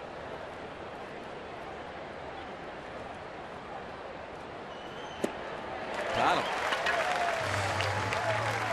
Took a lot off that one. Second of the inning, 7 for Liriano on the night. He really had Stubbs fooled there. I don't know what he was looking for, but whatever it was, he didn't get it.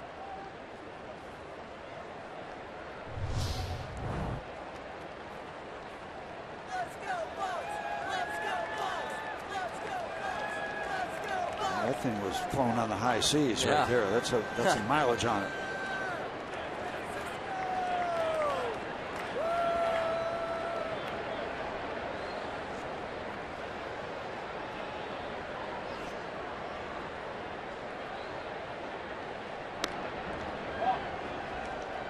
Kind of convinced that Dickerson's going to take off for second base.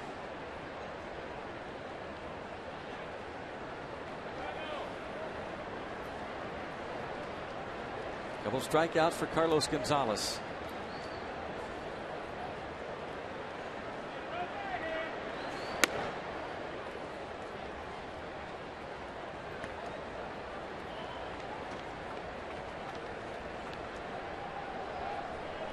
Sixth year with the Rockies, 28 years old, Venezuelan native, came over from the Oakland A's for Matt Holliday in November of 2008.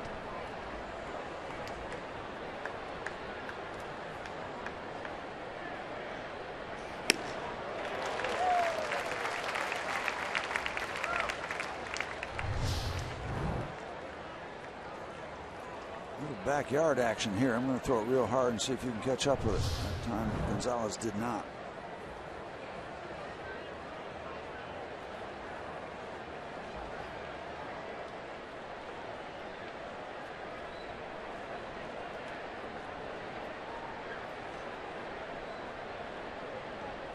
Runner goes.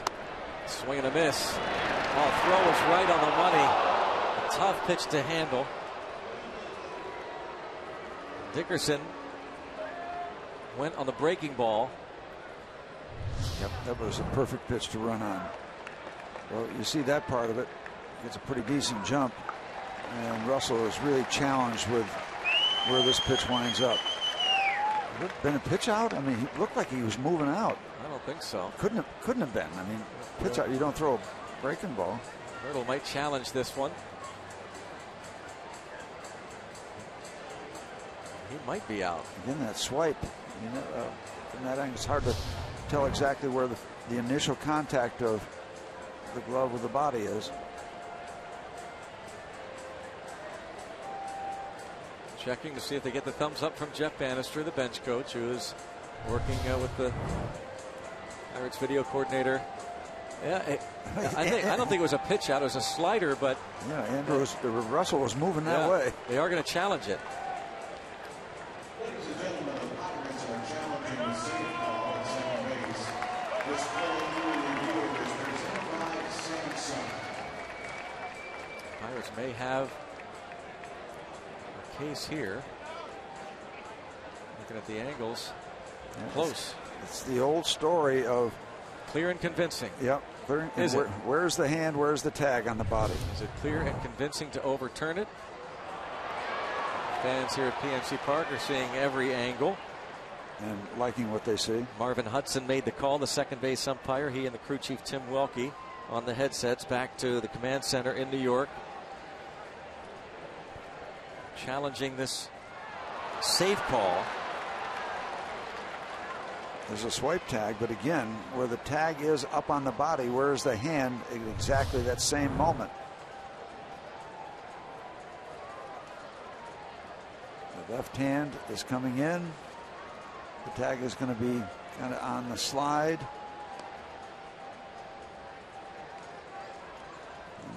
Well, certainly have a case to call for a challenge. We've come such a long way. The challenges are even sponsored now. Is it clear and convincing? Yep.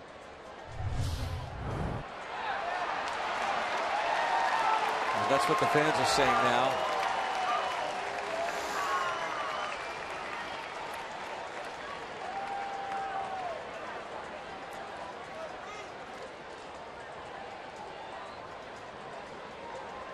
If it stands, it's the 8th steal for Dickerson.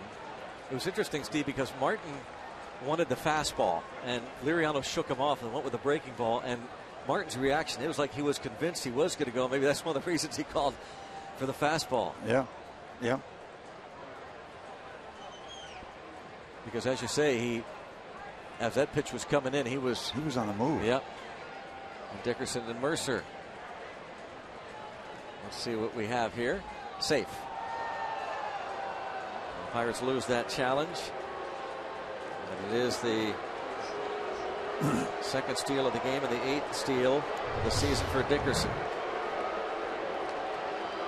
And folks in New York are hearing it from our fans. I think the next step in this whole process, Greg, is to have a little button in each seat at the ballpark. You can vote yes or no, or safe or out. 2 minutes and 16 seconds. That review. It's like the vote that they take at the end of America's Funniest Home Videos.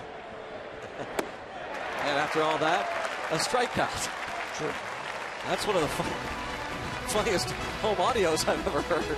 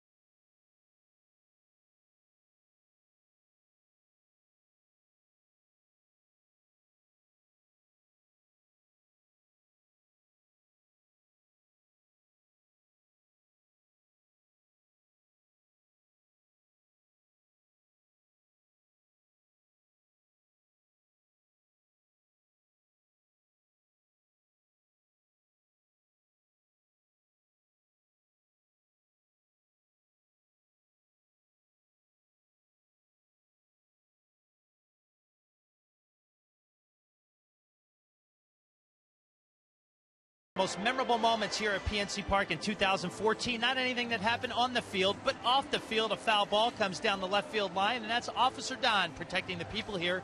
Handed it to 4.5-year-old, almost 5-year-old Hannah Billing, who's here with her dad, Andy Billing, right now. They're both from the North Hills in Ross Township. And talk about the big moment a couple minutes ago. It was last inning, Andy. What has life been like since that ball got to your daughter? It's been quite busy. Phone's been ringing, and we saw you on TV, and you're here talking with it. It's been quite the past inning and a half. Now, what are you doing here tonight with Hannah? We came to watch a Pirate game tonight. Hannah really likes Andrew, and we like watching baseball. So, Hannah, you said your cousin came here a while ago, and she got a foul ball. Now, this is your first foul ball. Now, what's it like getting that? Fun. It's fun? Now, how much of that cotton candy are you going to eat? How much you gonna eat? I don't know. You don't know? Now, you have a little sister. Hold the ball so everybody can see the ball at home. Now, why do you like coming to Pirate games? Because sometimes when the Pirates play, they get home runs. Very nice. And now you're going to bring some of that cotton candy home for your little sister? Mm-hmm. Cool. Andy, thanks. Enjoy the rest of the night. Thank you. Greg and Steve, what a precious moment, huh? Great stuff. Daddy and daughter enjoying the ball game. Great stuff, Robbie. Great job. Hannah and her dad, Andy. Yep. And she says she likes it because sometimes the Pirate hits home runs. We'll see if the Pirates can't do that for Hannah at some point tonight. There's a play that almost handcuffs Tulowitzki, but makes the play on Mercer. And with one out, it brings up Francisco Liriano. There's Hannah. Cotton candy and baseball. I'm betting that cotton candy does not get home. But the baseball does. Oh, yeah. Baseball's forever. Yep. Great stuff. Got to think that there's two people right there that are going to come back and watch another Pirate game at some point.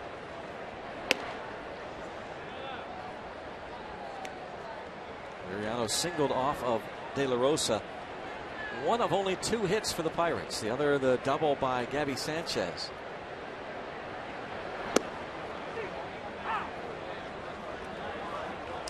And only 3 for the Rockies.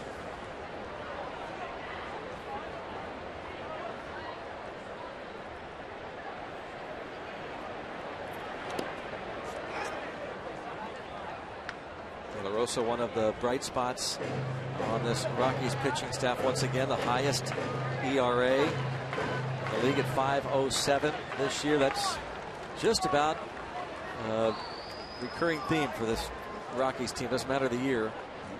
Usually the top hitting team and highest ERA. Easier for De La Rosa. Yeah, it's like bookends. Highest ERA, highest team batting average.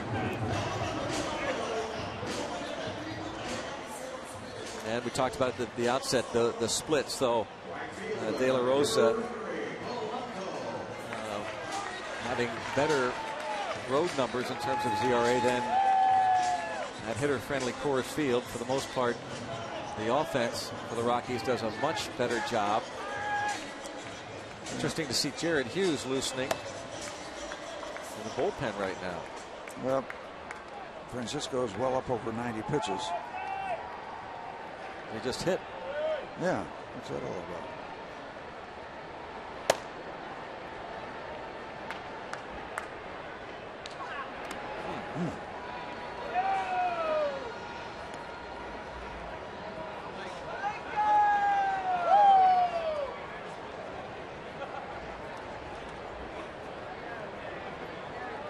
Gregory Polanco has lined to left and flied to left. Hit the ball hard both times, but playable.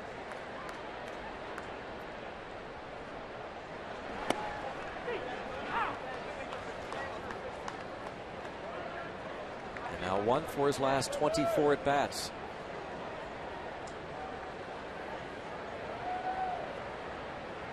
As the league has adjusted to Gregory Polanco, now he has to go through this learning process, what they're trying to do to him. And a little bobble, not going to get him now.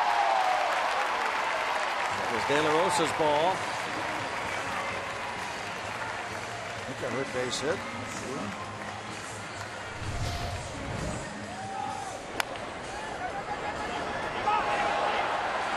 Good for Polanco, but that's incredible that they could give him a hit on this. I know.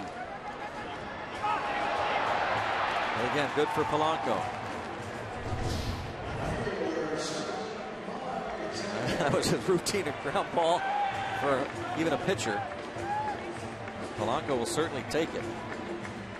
And now Starling Marte has bounced to third and walked. And there's the contradiction too. You as a pitcher out there, I should have made the play. And if they charge me with an error, it'll be an unearned run. Always give those kind of plays the base hit 90% of the time. You know, the situation with Polanco, I thought I saw something when we played the Mets here, that series way back. Is it Jonathan Neese, the left-hand starter? Yep. I saw him throwing a lot of slop to Polanco, and you know, eventually that was going to happen to see if he could handle the off-speed stuff. And it's been a challenge. And that's a fair ball. For some reason, Polanco was waiting instead of taking off, and now he can't take off, and so can Marte. Starling Marte is turning it up a notch. He's gonna get past the stop sign, and he's gonna be out at the plate. He ran through Nick Leiva's stop sign and is out at the plate, but he has tied the game at 1 with a triple. Starling Marte has tied it at 1.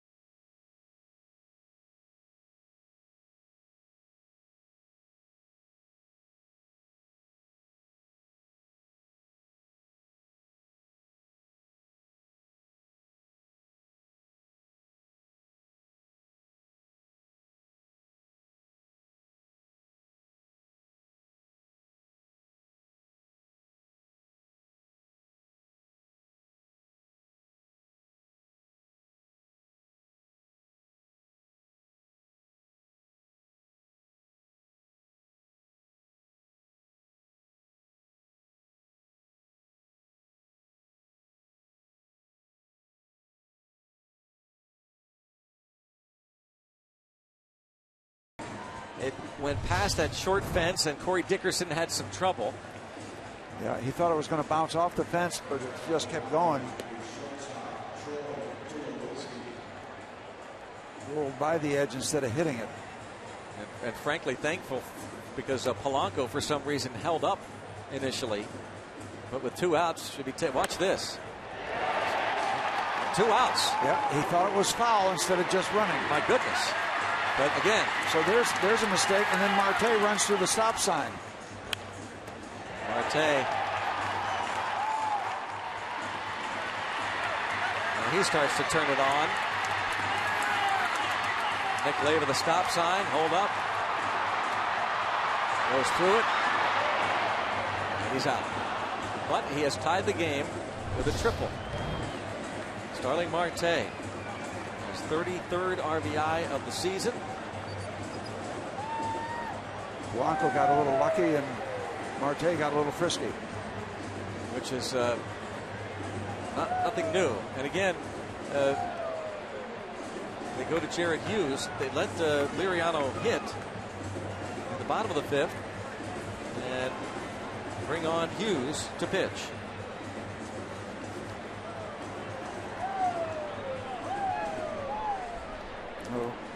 Liriano winds up with a pretty good looking line. 5 innings, 1 unearned run, 3 hits, 3 walks, 8 strikeouts. And off the hook.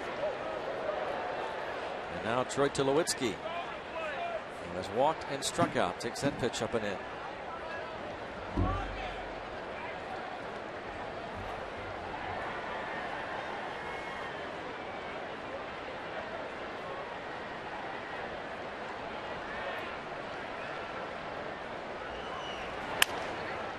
Jammed him. Alvarez on the first. One away. Let's go downstairs to Robbie and Smikowski. Well, that moment, it just happened a second ago with Tulowitzki facing Jared Hughes, former college teammates. As you get a look at the future MLBers on the 2005 Long Beach State team. And Jared told me that Tulowitzki has a ton of energy and was a great teammate and was the guy that everybody looked up to and the guy that led the team. In fact, it was the year before in 2004. Hughes wasn't there yet, but Tulowitzki led them to the Super Regional where they were eliminated by Mark Melance's University of Arizona team. As for Longoria, Hughes said that Longoria followed Tulo around and molded himself after Tulowitzki in college, and that helped both guys and Jared Hughes become solid big leaguers. So quite a roster they had there, Greg. Yeah, I'll say fly ball to center field. And McCutchen back toward the warning track. So 2 up and 2 down. As Jared Hughes, Long Beach State product, retires the first 2. Now it's Willeen Rosario.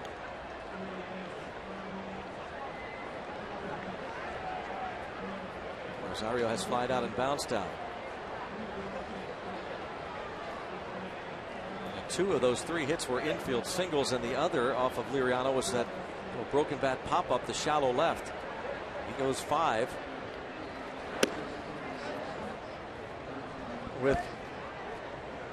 We won't know this till after the game or even tomorrow, but with Liriano batting, it makes you wonder if maybe 1 or 2 of the bench players not 100%. Yeah, that's what I was thinking. With and 1 out and nothing really happening.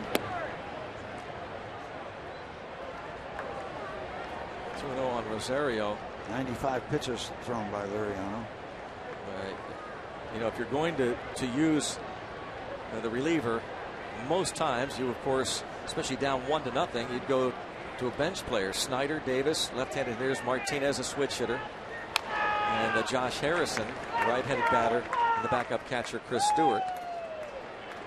Now we'll have to wait till after the game to find out that. Let's hope that everybody's okay. 2-1 on Rosario. Well, I give Liriano a lot of credit because he was really grinding those first 2 innings. I mean, really grinding, and then got it together. So take his 2 starts, Steve. What do you think? The last one, all those walks. Yeah, I thought that was ugly. Oh, look at this pick by the ball, but he throws the ball high. Gabby Sanchez tries to get him and cannot. So there you see the good and the bad. The excellent pick and a top hop there to Alvarez, but that throw is going to be another error, his 21st major league leading, 21 errors. Slow it down for you so you can see what he had to do on a ball that came up on him. He handles that nicely, which gives him a lot of time. I always say maybe there's too much time to think on some of these throws. There's that little Olay, and there's the little tap that the Pirates are trying to get rid of. Clint Hurdle's talked about. Most times it's, as Hurdle has said, the 1.5 or 2 steps play to his right. He settles his feet, taps the ball, and he slows the pace down. That's when he gets in trouble, those throws, and that little tap that he had there just a moment ago. But that sometimes is part of a player's rhythm. Yeah. I've seen it from infielders. Backhanded pick by Martin, and almost a pick off at first of Rosario. That ball had to hit. Yeah, well, we'll get back to that. There's the nice pick. A little tap into the glove.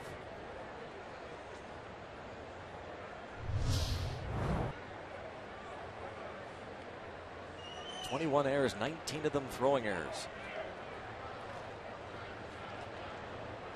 It's hard for me to, I shouldn't even comment. It's hard for me to realize that a tap, kind of a rhythm type of a thing, creates a bad throw. But no, brother, base hit to right for Culberson. First and second. And it brings up DJ LeMahieu.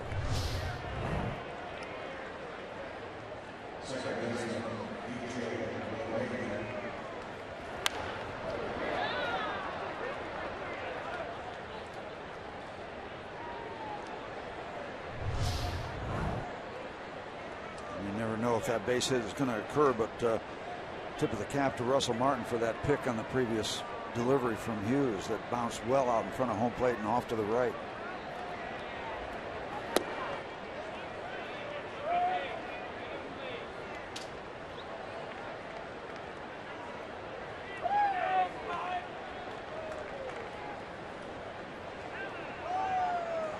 All right, Jared, pick up your teammate.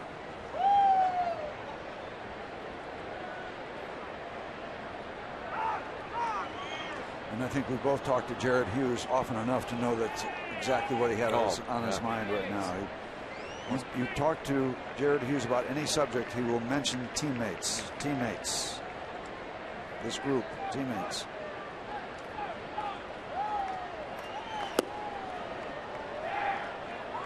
Falls behind LeMahieu 2-0.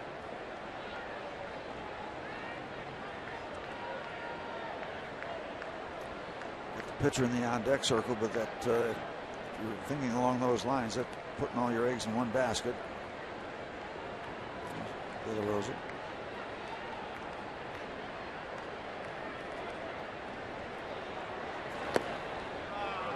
And falls behind 3-0. Got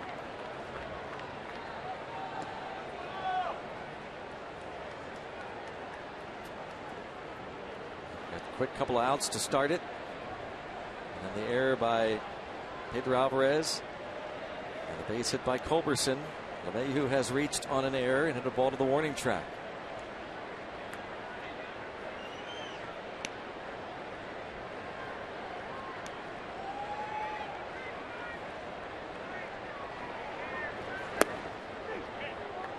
The knees, a strike.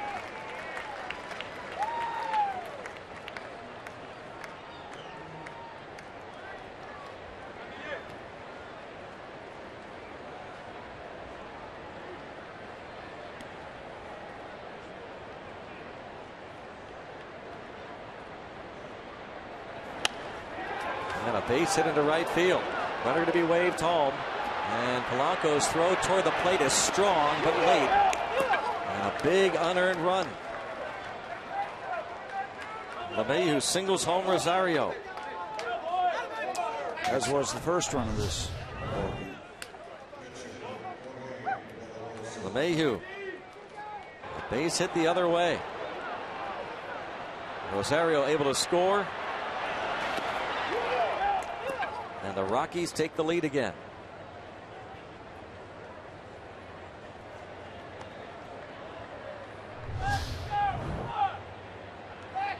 The error in the second inning by Mercer cost the Pirates a run. The error here in the sixth inning by Alvarez costing the Pirates a run.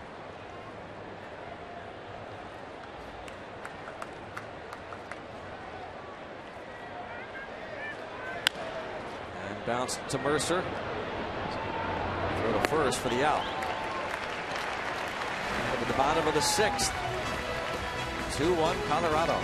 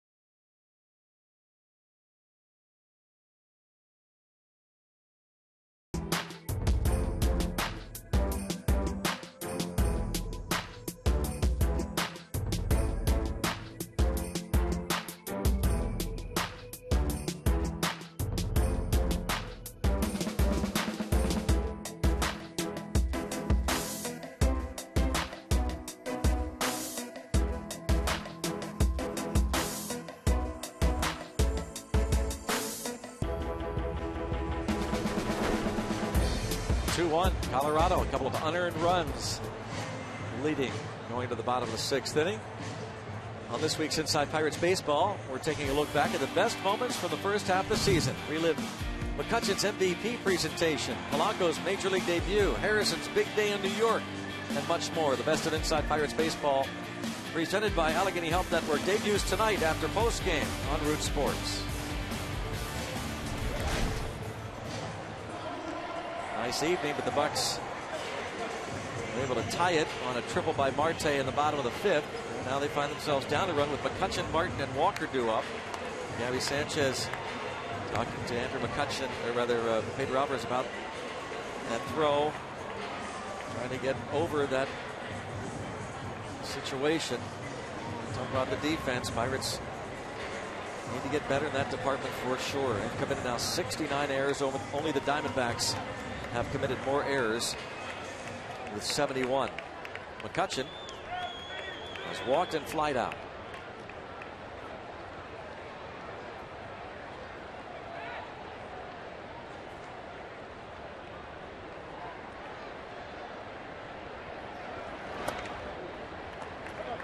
There's that floater again, 70 miles an hour that De La Rosa will pull out of the back pocket every once in a while.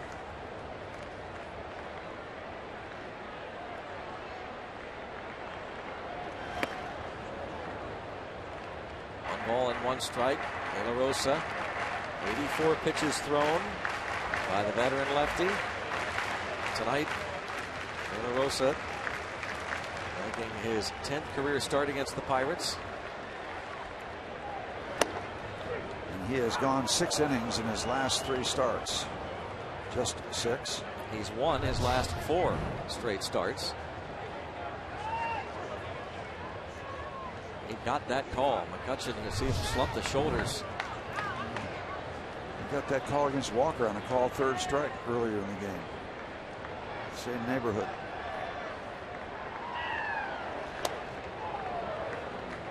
Back in low, 2-2, and way in.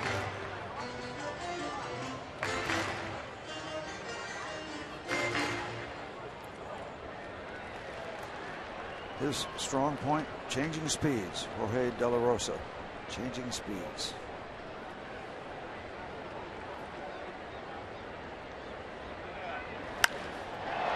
Hard to right center field, but the center fielder stubs by the wall, makes the catch. 1 away. McCutchen flies out to start the 6th.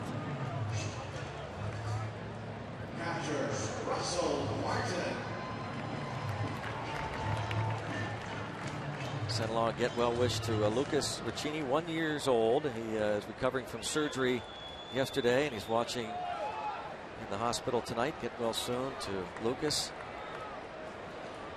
Dave Riccini's 1-year-old nephew, a senior producer at Root Sports. As Martin swings and misses, he's flied out and bounced to 3rd. While we're on the subject, good news from our friend Bob Wilkins, who has just completed a week of a lot of medical stuff and has come out on the other side of it in really good shape. Oh, good. Great news to hear today. That's great. Good man. Yep. Now I can come over and do some work in my house. I guess get to work. That's right. Happy birthday to big brother Hank, too, by the way. Henry. Yeah. Celebrating a birthday. We'll look forward to helping him celebrate. Yes. 0-2 on Russell Martin. Nice to have 6 brothers and be able to celebrate a lot of birthdays right along in the course of the year. Keeps us in shape. That's what you call it. Yep.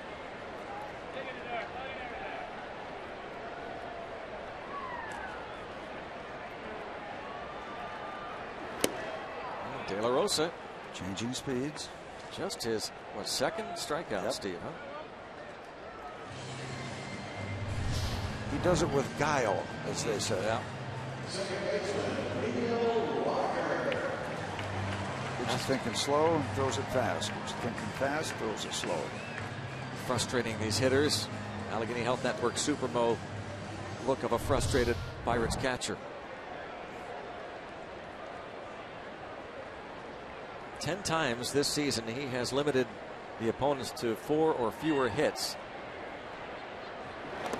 He has allowed just 4 hits so far tonight through 5 2/3 innings.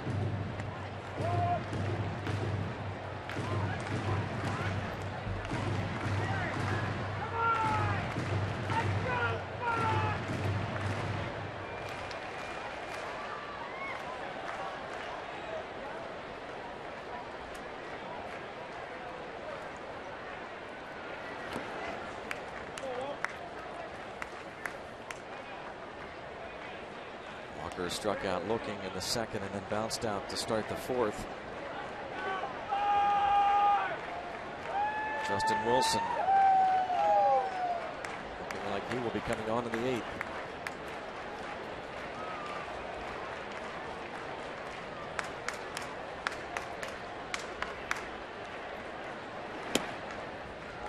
Now, one thing, if everybody is healthy on the bench, they do have a couple of left-handed sticks down the road against a bullpen that is pretty heavy right-handed.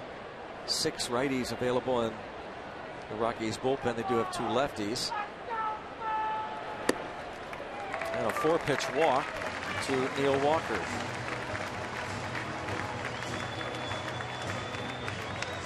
Two out, free pass. Day automotive this day in Pirates history. On this day in 1951, Pirates beat the Dodgers 13-12 at Ebbets Field. Ralph Kiner hit 3 homers, including the game-tying solo homer in the 8th. Drove in 7 runs. Gus Bell was 4 for 5, including a home run. Joe Garagiola homered for the Pirates.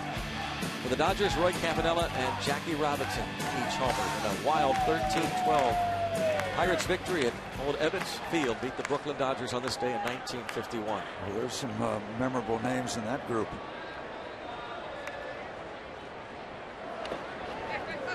In the dirt. And again, a block by Rosario. Walker still there. Rosario has worked hard on that defense. They, over the winter, apparently, we're talking to free agent Brian McCann, Carlos Ruiz. They talked about maybe trying a way to bring him in early.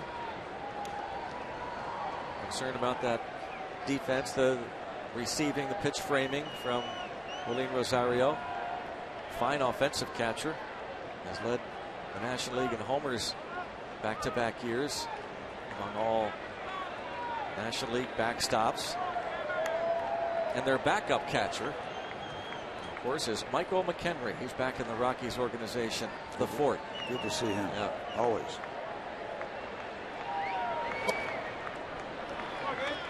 We talked to him before the game. Said it feels weird to be back here not wearing a Pirates uniform. Away from the Rockies, bereavement situation. Lost his grandmother, who he spent a lot of time in his very, very early years living with his grandma. Great to see Michael. 2-0.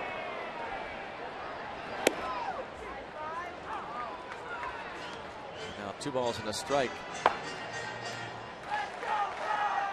Bullpen working for the Colorado Rockies as De La Rosa is approaching the 100 pitch mark.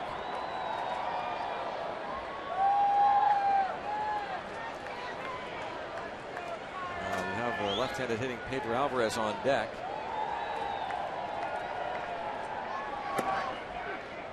And it is now 2-2 on Gabby Sanchez. Yeah, this has been his MO recently, a 6-inning program. Trying to win his 5th straight start.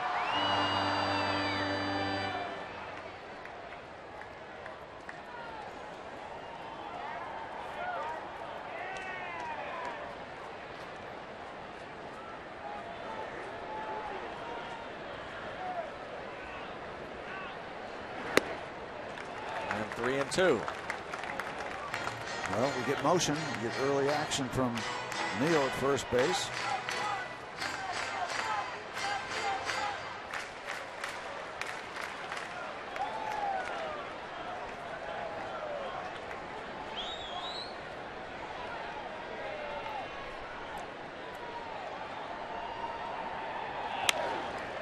Toward left center field, and the left fielder come on and make the catch. Corey Dickerson puts it away. Through 6, 2-1 Colorado.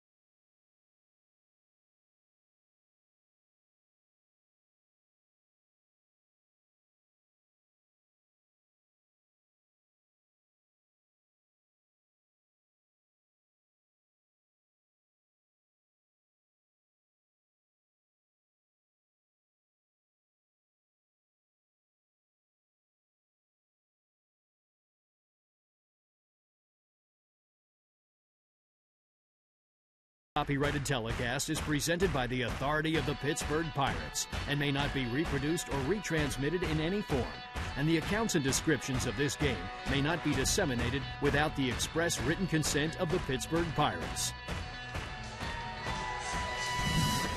Follow every Pirates game with MLB.com at bat on your favorite mobile phone or tablet. Get live look-ins, instant replay, scores, stats, audio, free MLB.tv game of the day, and more. Download on the App Store or visit Pirates.com. Down 1 here, the Pirates going to the 7th inning.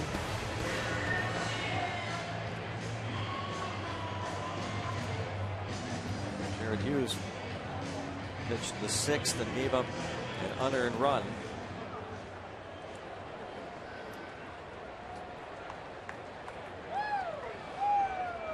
Hold the fort, Justin.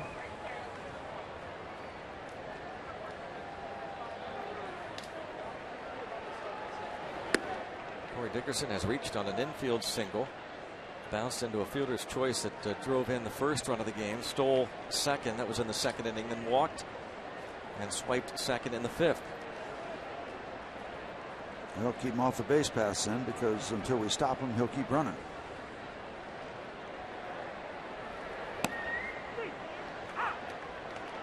Kind of ironic, Justin Wilson in the game. He's a guy, as a pitcher, goes into his windup. Part of his rhythm is the tapping the ball into the glove. His style as you watch his release.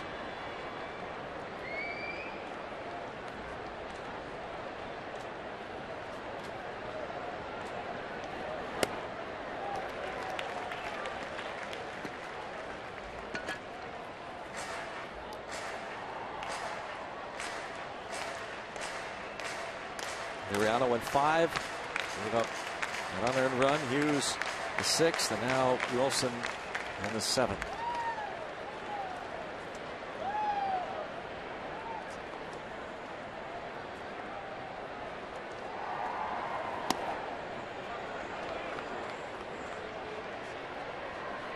Two and two.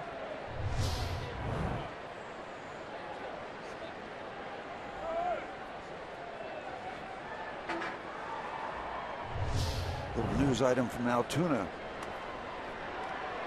Adrian Sampson has a no-hitter for the Curve through 8 innings. An exciting night. Exciting delivered by Justin Wilson. A little heat. 95-mile-an-hour heat.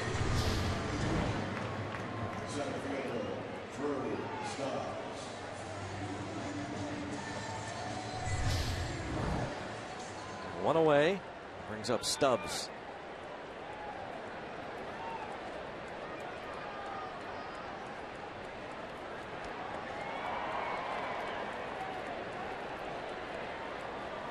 Drew Stubbs has walked and struck out twice.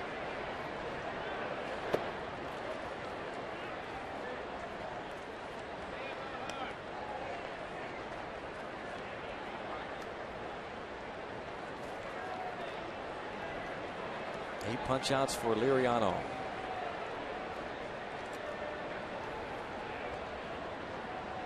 Three times this season he has struck out 8 or more. So some good news tonight in regards to the Pirates starter, but a couple of troubling notes. The offense collecting just 4 hits and 1 run, and at defense costing the Pirates 2 runs.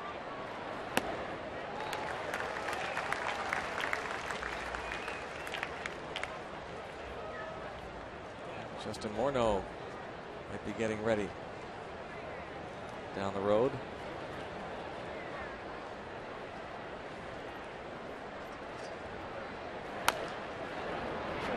Off the mound is Wilson. He gets to it. He goes and gets past Gabby Sanchez. This will allow Stubbs to go to second base. It will probably be a hit, but certainly another error. Yep, throwing error on Justin Wilson, and that time you wonder if it was ill-advised for Justin to take that as he moves away from where he's going to throw. If Pedro's coming in, you wonder if Pedro has a better opportunity to make that play. But Wilson tries to do it, and then the ball gets away, and error number 3.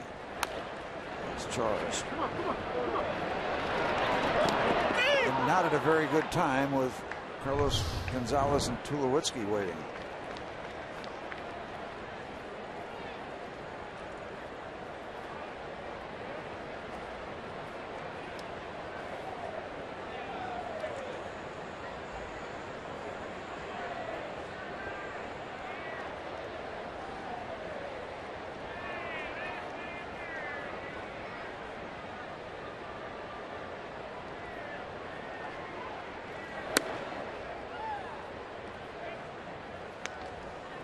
Was the angry fastball by Wilson after the error is charged.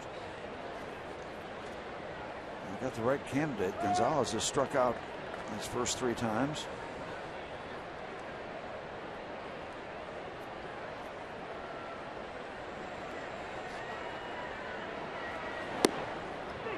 There's a strike.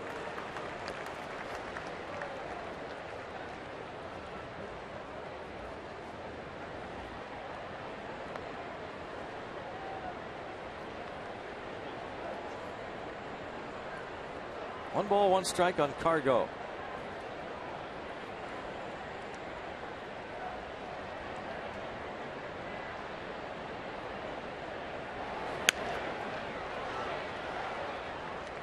Okay, Justin, you got the upper hand here. This is the strikeout you need.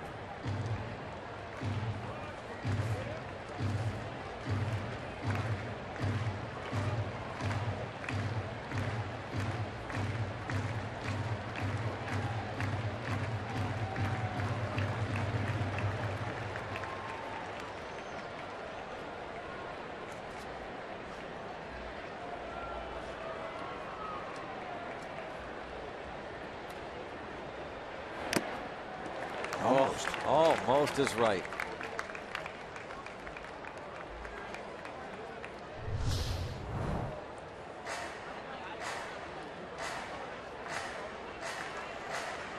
In and out.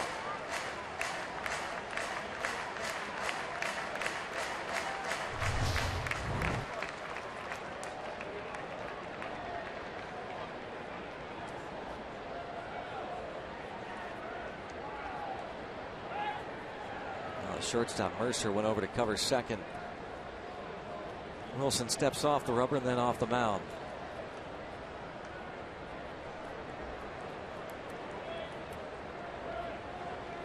Stubbs has 11 steals, caught twice this season.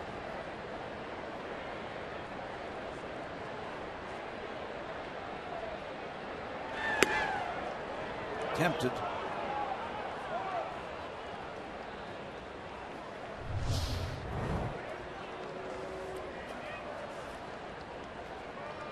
Oh, could have got the call. Yep. Because Del Rosa has gotten 2 of those calls right there, right in that neighborhood.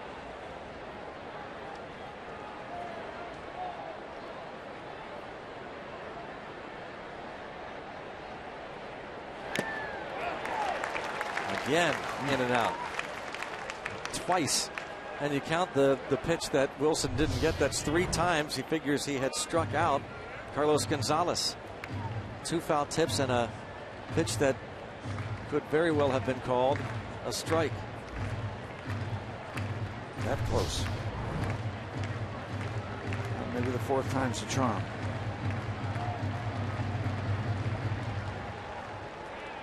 Carlos Gonzalez just off the disabled list last Friday. And yes, it was the charm. Upstairs with very good heat. Hard to catch up to.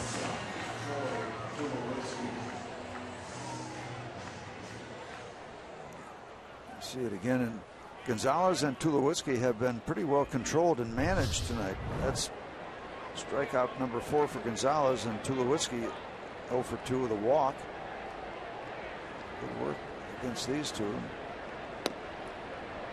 Intentional walk issued to get to Arenado. A no-brainer here with first base open.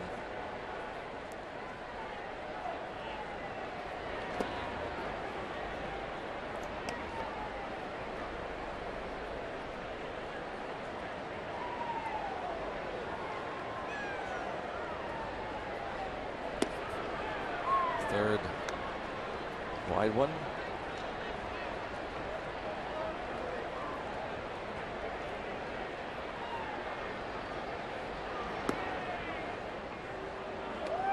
So they are faced now with a situation with 2 on and 2 out. Steve mentioned Adrian Sampson flirted with a no-hitter, broken up with 1 out in the 9th inning for the Altoona Curve.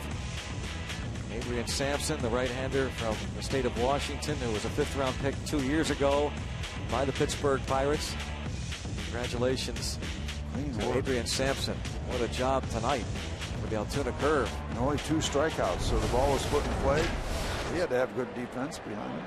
His 20th start, wins his 8th game of the year, and ERA about 2.5. Arenado 0 for 3. And Justin dealing in that 94, 95 mile an hour range.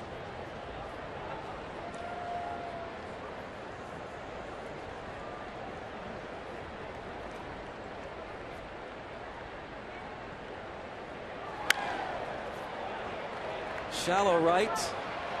Sanchez out and makes the catch in fair territory. Down the line and right. It's a nice play. He had to go a long way. You get turned around. You don't know who's around you. You're not sure where you are, but he stayed with it. So the infield single in the air, not hurting. They walk to Tulowitzki intentionally. And now take me out to the ball game.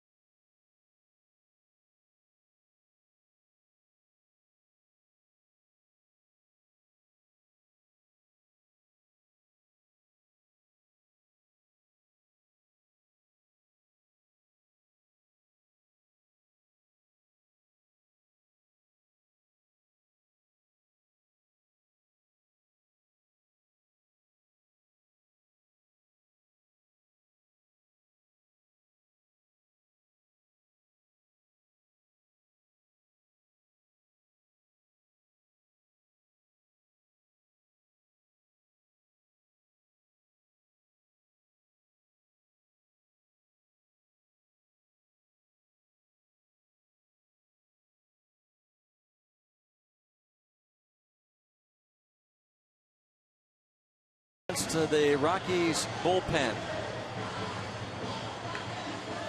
De La Rosa went 6. Yep, Rex Brothers comes on. Rooting on the Buccos. Numbers for Brothers, who had a unique outing last time. Was it last time out? No.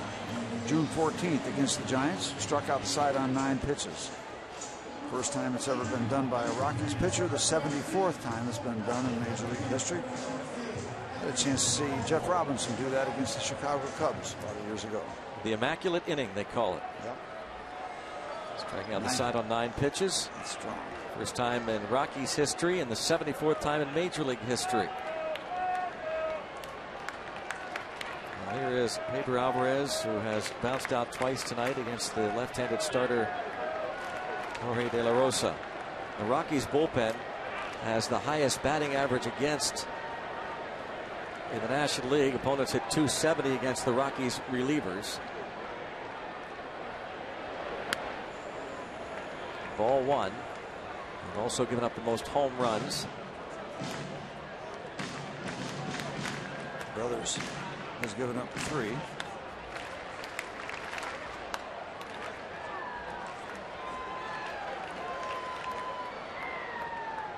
Alvarez is 3 for 5 in his career against Brothers with a home run.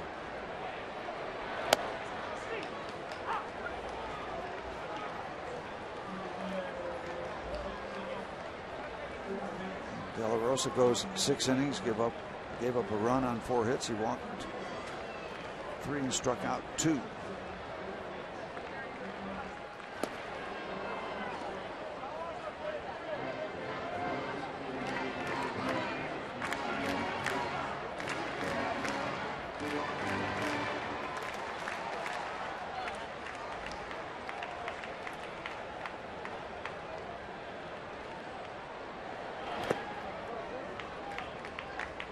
Two balls, 2 strikes, the count.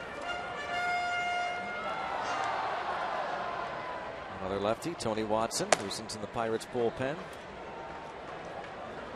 All-star Tony.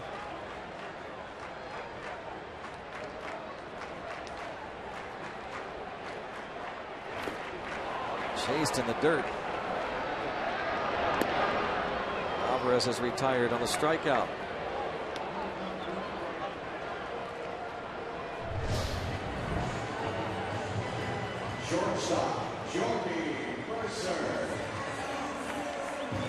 Allegheny Health Network Supermo, the strikeout of Alvarez, of the pitch in the dirt, and Rosario throwing to first to complete the K. For Brothers, you saw the numbers in terms of the strikeouts. About 1 inning. 39 and a third, and now 39 strikeouts. Opponents hit .247 against him. Brothers last year finished with a 1.74 ERA. A former supplemental first-round pick in 2009.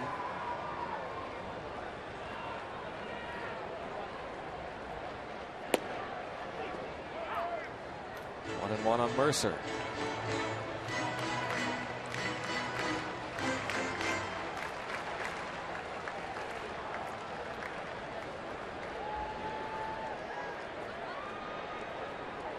Righties hit about 30 points better against Brothers.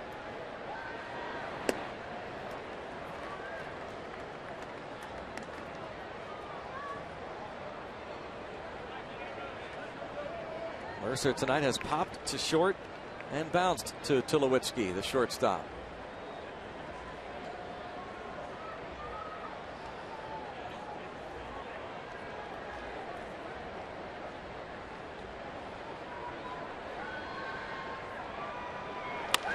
Ground ball past Arenado. A base hit for Jordy Mercer with 1 out in the bottom of the 7th inning, and here is the other Pirate All-Star, Josh Harrison, to hit for Justin Wilson.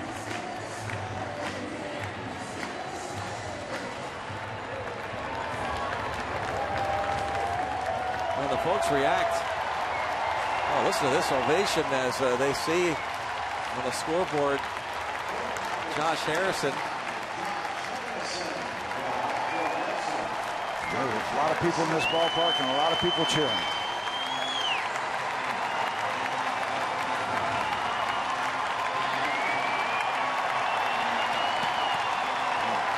Great sound to hear as a baseball player. Great sound for anybody to hear. Is it most popular? Most, not the most. Most popular Pittsburgh Pirates.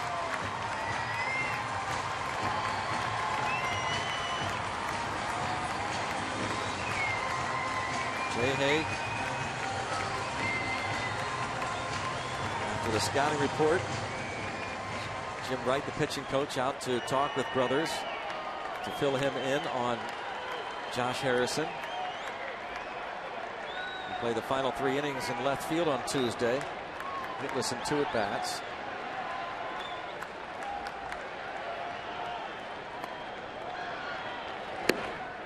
Josh Harrison bats .391 with runners on base. That's the second highest batting average in the National League, behind only Corey Dickerson of these Colorado Rockies.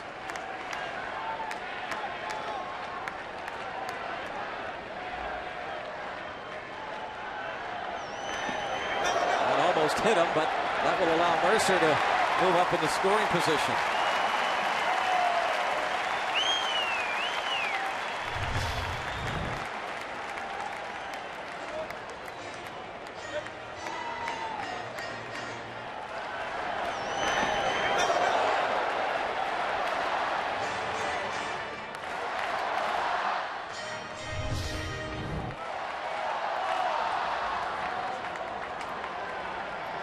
Base hit can tie this game. Make him holler for you again, Josh.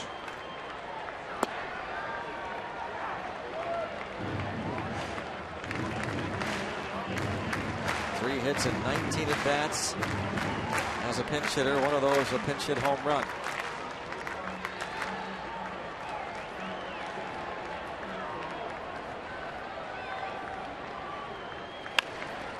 Bounce toward third, deep third. Arenado throws the first. High throw, safe! The hustling Josh Harrison gets to the bag before Culberson can get down onto the bag. Boy, does he find a way to get involved. He finds ways to be involved. Third baseman has to give some ground and then loads up a high throw. Josh is there in time. Arenado charged with his 8th error of the season, normally Gold Glove caliber. Just able to beat it out. Well, 2 errors tonight by the Pirates have cost the Bucks, allowing the Rockies to score 2. See if the Pirates can make Arenado and the Rockies pay in this 7th inning. Boy, would it be fun for Gregory to catch a gap or a corner. And we'll see how far Josh Harrison can get. He's going to be able to get a very comfortable lead with Culberson having to play wide of first and in back of Josh, so he's got a lot of space. Strike one.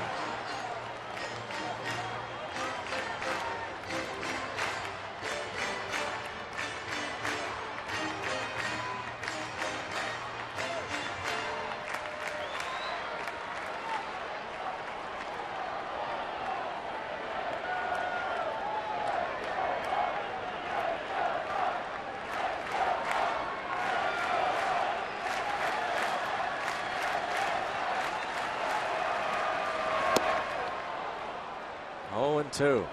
Overmatched on that one.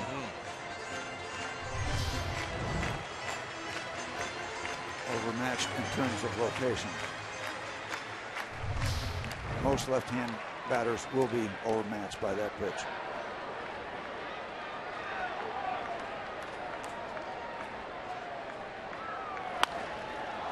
It's this ball the other way toward the line. A long run for Dickerson. He can't get there.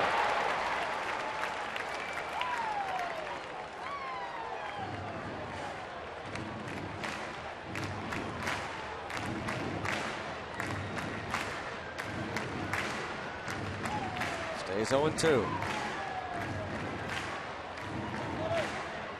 Polanco, an infield single his last time up, hit it off of De La Rosa. Off of De La Rosa's leg. Flied out to left his other 2 times.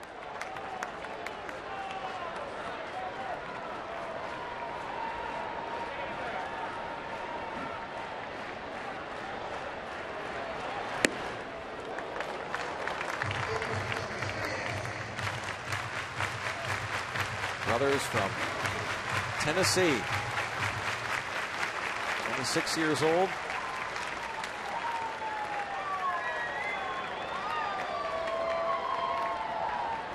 Their closer is the veteran LaTroy Hawkins.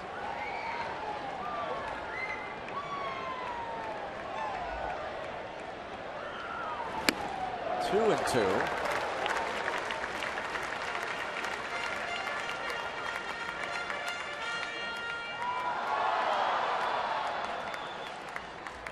And out, waiting perhaps, Adam Ottavino. Control has certainly been an issue for Brothers.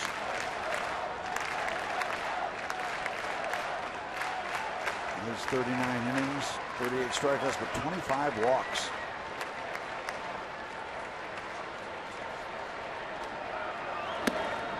Three and two, and Polanco almost chased.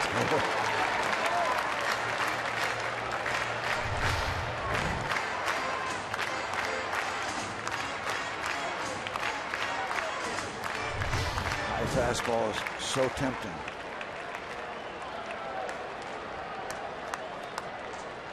Pitch of the game, perhaps.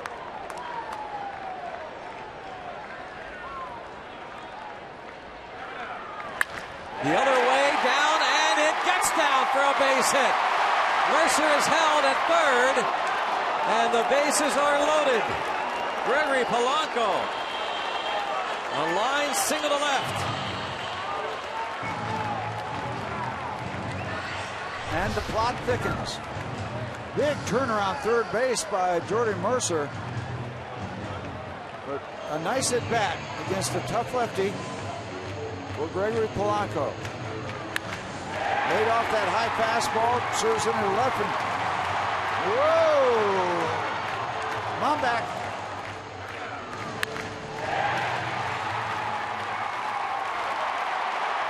And the throw is way offline, but you don't know that at the time. Walt Weiss is going to the right-hander now. Bases loaded, down a run.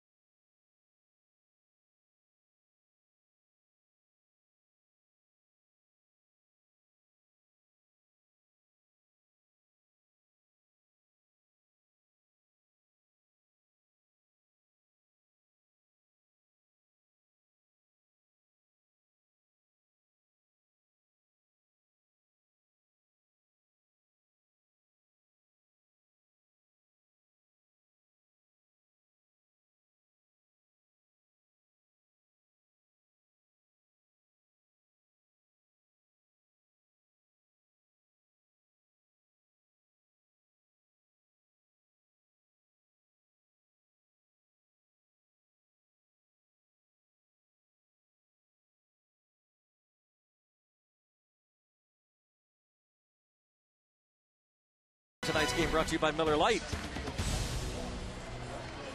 Gregory Polanco, an opposite field single, 2 for 4 tonight against lefties, and that was a big one. A line drive to left field to load them up. For Starling Marte, Adam Ottavino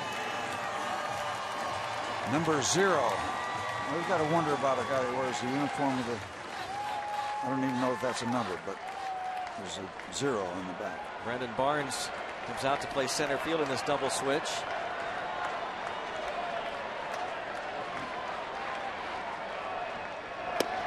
First pitch, strike. Ottavino has given up 5 home runs. Thank you very much. Has not given up a hit with the bases loaded this year. Just a limited sample of work, 0 for 5 against him with the bases loaded. Gave up a home run to Brian Dozier on Sunday, their game against the Twins.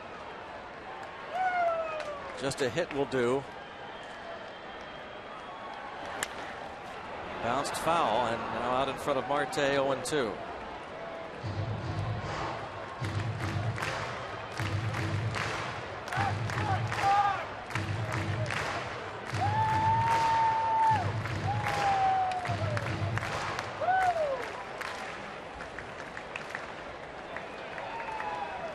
Big-time strikeout numbers for Ottavino. 46 Ks, 43 innings.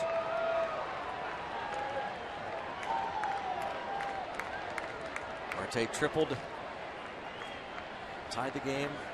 Oh, and he's hit on that helmet. Hit on the helmet. The game is tied. And now concerned about Marte. Oh my goodness.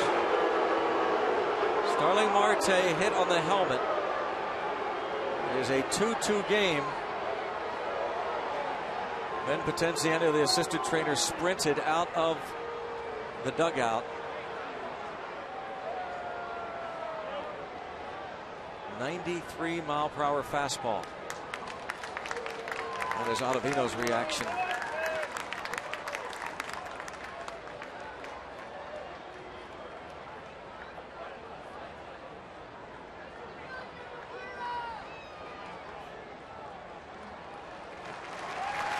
An 0-2 fastball. Marte right up on top of the plate, and just simply no time to get out of the way of that one. Sitting up.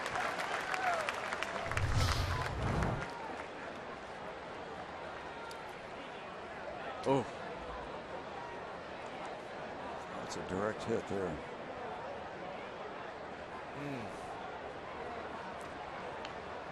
This is what it sounded like.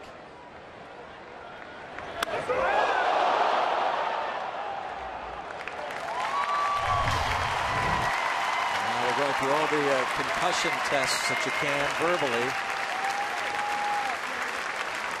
for the training staff. Asking him all the questions, looking into his eyes. And thank goodness for a strong helmet. Stays in the ball game. That was so scary.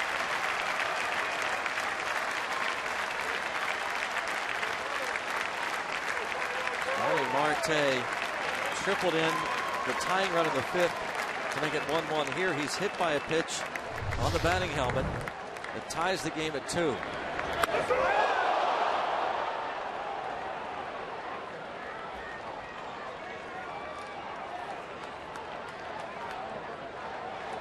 Ottavino reacted. Ben Potenziano followed Marte down to the first base bag and continued talking to him to make absolutely certain that he is okay and able to stay in the ball game. You always wonder, of course, how it affects the batter, but how does it affect a pitcher? It has an effect. When you hit batters all the time, and it happens hard, but when you hit somebody directly in the head, I mean that is difficult, to say the least.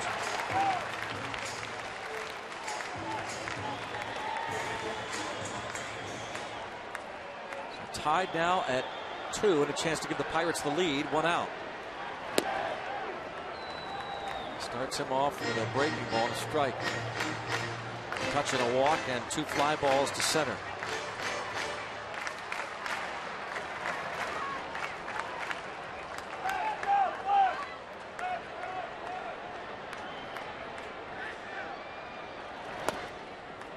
Another breaking pitch. 1-1.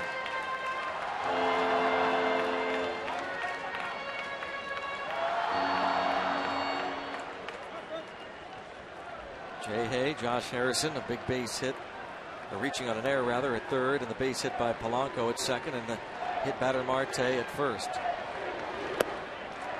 And now it is 2-1, and the count shifts into McCutchen's favor.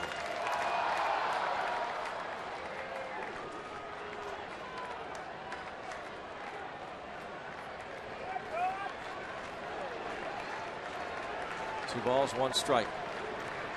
Bases loaded, tied up. Bottom of the 7th inning. One out. Ottavino. Another breaking ball. So 3 breaking balls, 1 fastball. 2-2.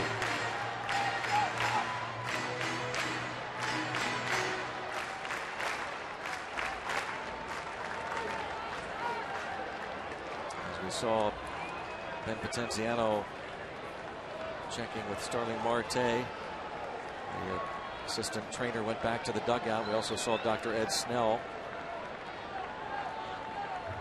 Pirates team physician, talking to the Pirates assistant trainer. And a big strikeout. Ottavino comes back to gets McCutchen after hitting Marte.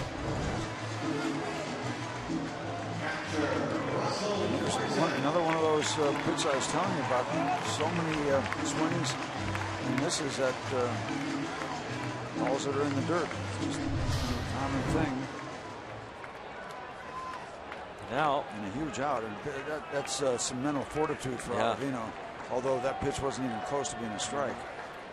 Here's Russell Martin. Bounced foul. It's one of those balls right there you'd love to see chopped right down and hit third base and jump straight up in the air and come down, and you can't do anything with it.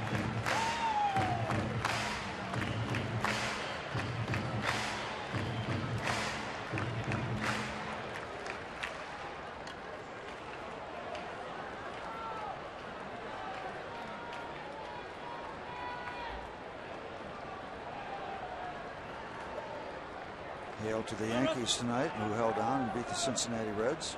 Big Apple. One game involving a National League Central Division club. 1 ball, 1 strike on Russell Martin. It was David Phelps who got the victory. David Robertson earned the save for the Yankees. Mike Leake gave up 4 runs in 7 innings to suffer the loss. Brewers are leading the Nationals 4-2 in the bottom of the 9th. 1-2.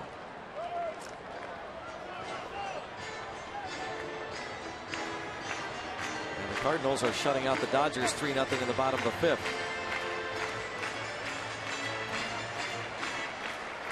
Pirates started the day 3.5 back of the Brewers in the Central.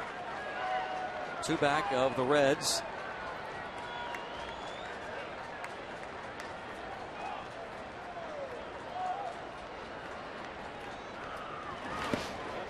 Blocked by Rosario. 2 balls, 2 strikes on Martin.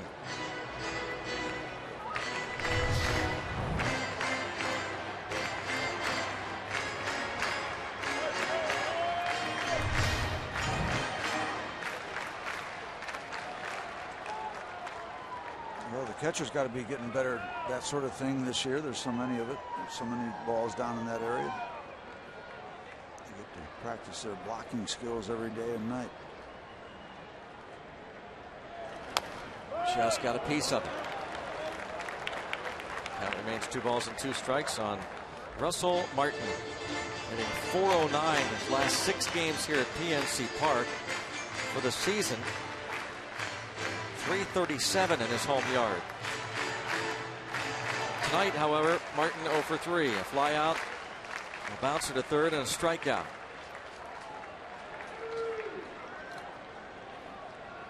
Throw another one in the dirt. See how he handles one more block. 3-2. Ottavino came on to face Marte and hit him, struck out McCutchen, and now he's gone full on Martin with no place to put him. Harrison, Polanco, and Marte, the runners. Great speed on the bases. 3-2. A chance to give the Pirates the lead. And in the air to right. And easy for Gonzalez. Bucks scratch out one to tie it. Onto the 8th. 2-2.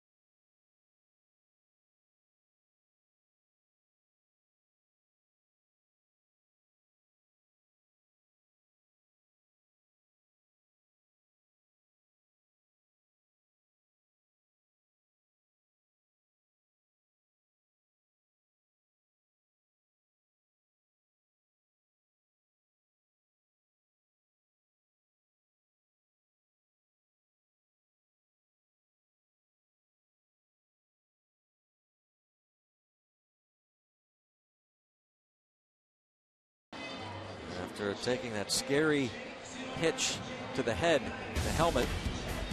Tying the game at 2-2 along with Robbie Inson-Mikowski and Steve Blass. Greg Brown with you and our entire Root Sports team here as we resume play following the All-Star break. The Pirates taking advantage of an error, and the Rockies took advantage of 2 errors tonight, scoring a run in the 2nd unearned and another unearned in the 6th. And Marte has driven in both Pirate runs. While Josh Harrison, who pinch hit, stays in the game. He's at 3rd. So that means that Pedro Alvarez is out of the game. Alvarez's spot in the order comes up 3rd in the bottom of the 8th inning. That is now Tony Watson's spot. Another Pirate All-Star.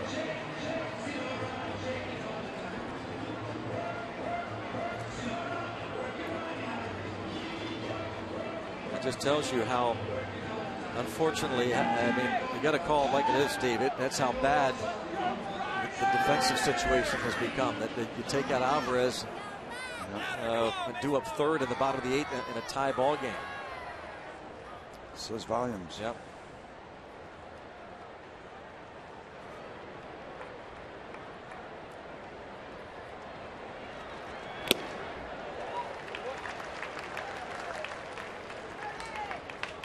Oh, and 1.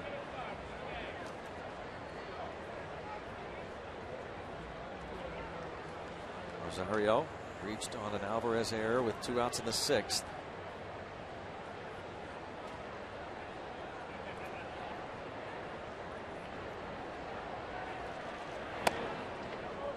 One ball, 1 strike. 6, 7, 8 men in the order. Tony Watson threw 1 pitch in the All-Star game and got an out. And nice touch by Mike Matheny, allowing one of his coaches, Clint Hurdle, to come out and hit the baseball from his All-Star. Neat moment on Tuesday night. 2-1. Because Clint usually doesn't have much of an opportunity to do that with Tony. Usually he'll finish off an inning. That's right. It was so weird on the road to see him have to pull Watson. And then Watson had that rare bad outing against the Reds. Broken bat pop up, and that's going to drop in for a hit. They have now piled up 7 hits. They haven't all been rockets. Tony Watson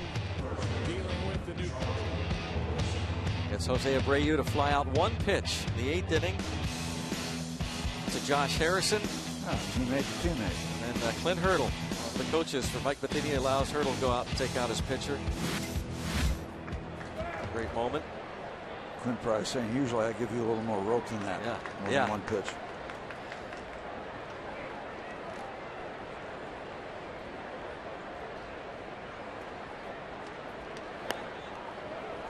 Bunted foul. 37,833. Here at PNC Park. Let's go, Bulls! First game of this 6-game homestand.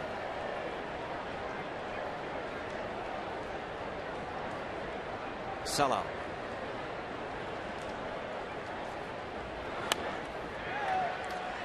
We had that 8-2 homestand. We had several sellouts during that stretch before the last road trip. The beat goes on. Expect a big crowd tomorrow night for game 2, the fireworks night, and then Sunday afternoon, Kids Day, Gregory Polanco posters, and we should see some pretty nice crowds too against the Los Angeles Dodgers, their first and only trip into Pittsburgh during the regular season. Monday, Tuesday, and Wednesday nights. Culberson was unable to bunt the runner over, so now he swings away. Still 0-2. It's the 11th sellout of the year here at PNC Park.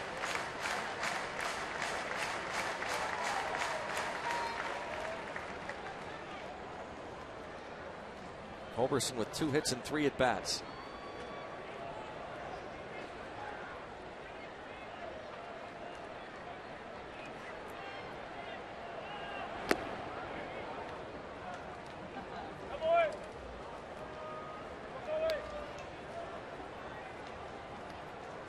Watson again had that rough outing against the Cincinnati Reds. With 5 hits, 3 runs, got 2 outs. On Friday night, lost for the first time since May of last year. Was 5-0 this season. This 2-2. Has he had more than one bad outing?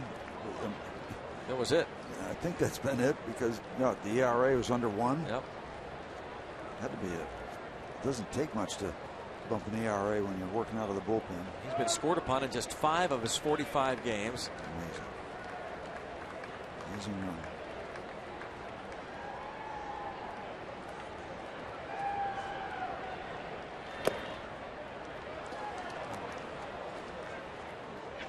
Getting into that dangerous territory. He's ahead, I think, 1-2. Maybe 0-2. Now it's 3-2.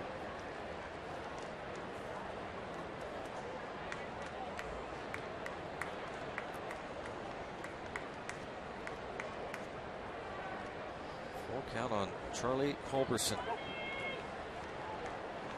You get these kind of games, you talk about a lot of critical pitches. Yeah. Another one coming up here.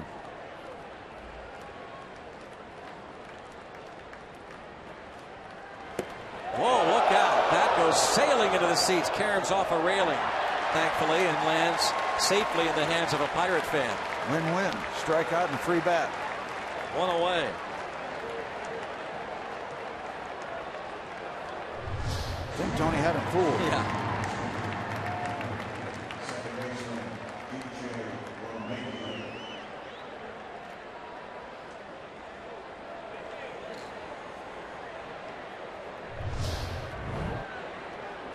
That's a souvenir. Must be the shoes. Tony stopped to tie his shoe before that pitch was delivered. DJ LeMahieu. Strike 1. He's reached on an error, hit a fly ball to the warning track and right, and then in the 6th inning, his last time up with runners at first and second and 2 outs against Jared Hughes, he singled sharply to right, one of the harder hit balls of the evening.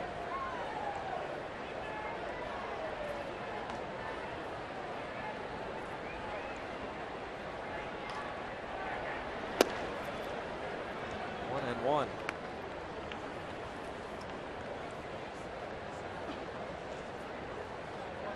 Watson giving up the broken bat, single to Rosario to start the inning. He just struck out Culberson. That's the bat. Careful the pine tar.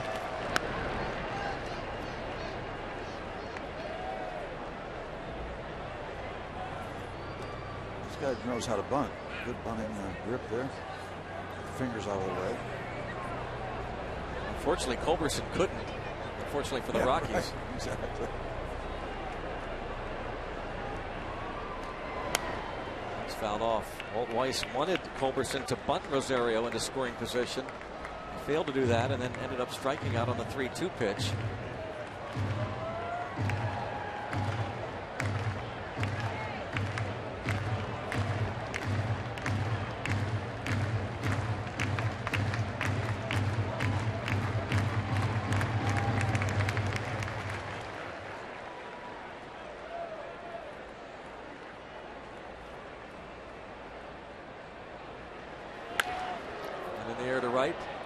Polanco went in and now gets back with long legs.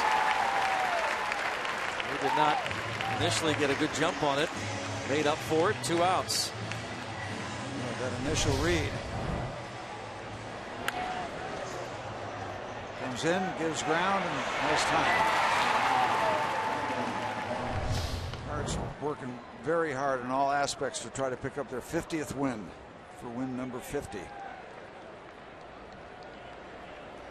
Brandon Barnes bats for the first time tonight. Came on to play center field in the 7th. 251 hitter.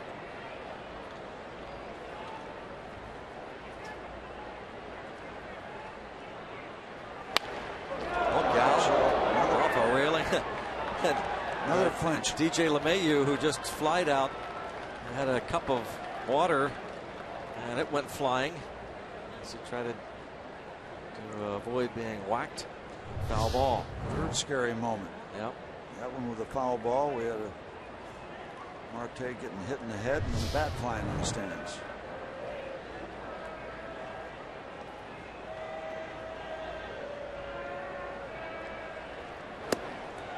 One, 2 on Barnes.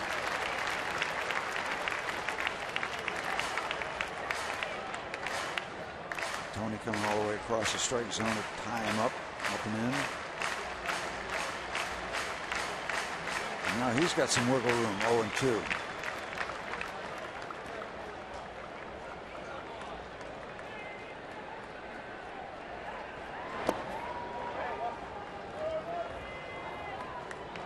Brandon Barnes over this winner from the Houston Astros for Dexter Fowler.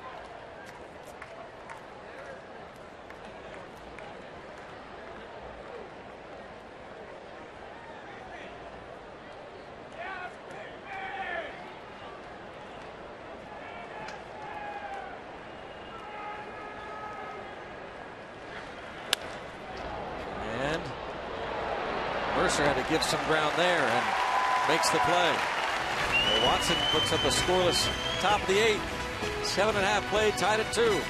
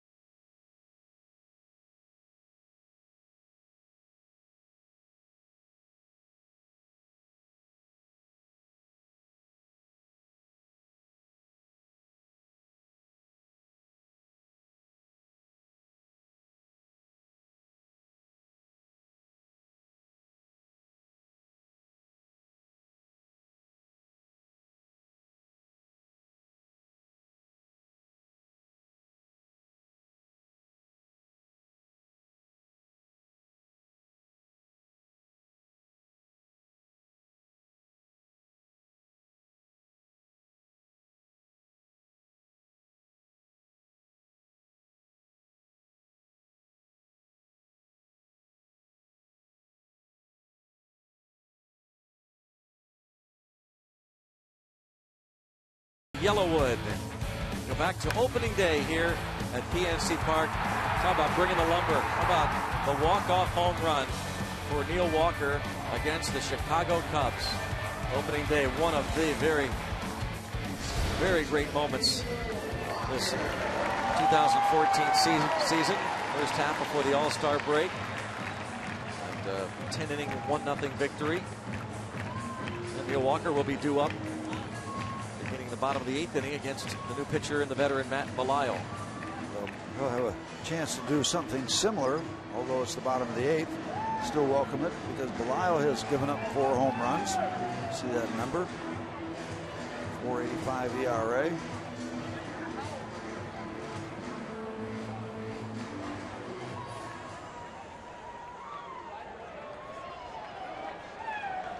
So it's been De La Rosa, brothers, Ottavino, and now Belisle.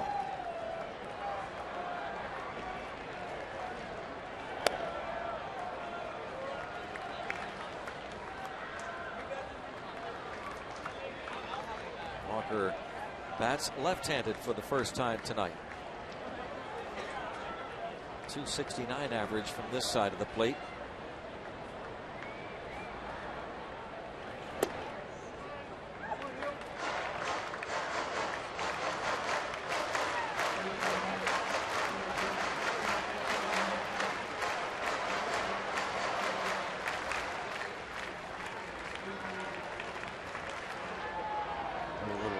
Stones music in the background. Start me up.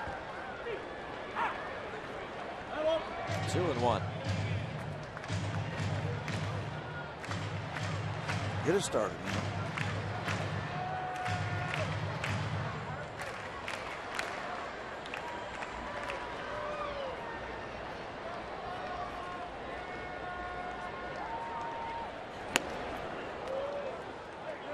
Even against Belisle, 2-2. Belisle, over 5 years with the Rockies, the former Red.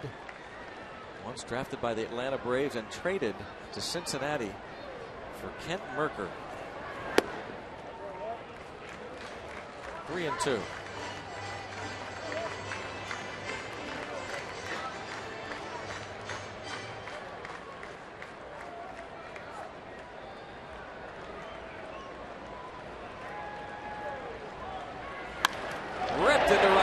Base hit. That's getting it started. Fastball on the 3-2 pitch. Walker smoked it.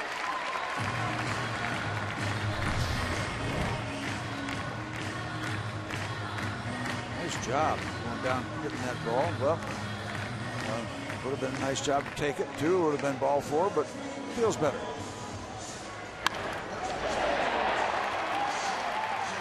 Lefties love to go downstairs. Get some lift.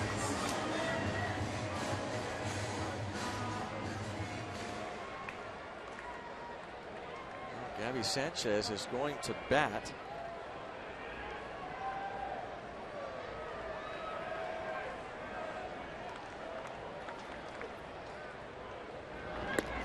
We're wondering about Ike Davis. Travis Snyder comes out on deck. He would pinch hit for Watson. Remember, this was Pedro Alvarez's spot in the order of the on-deck batter.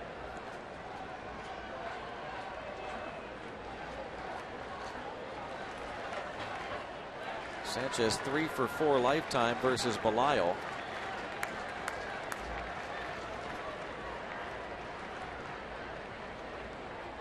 He is not up there to bunt. They're trying to figure that out, but you wouldn't think, even though it is a bunting situation, you would not think that Gabby Sanchez is up there to try and bunt. The Rockies are convinced he's not. They're playing very deep at third base.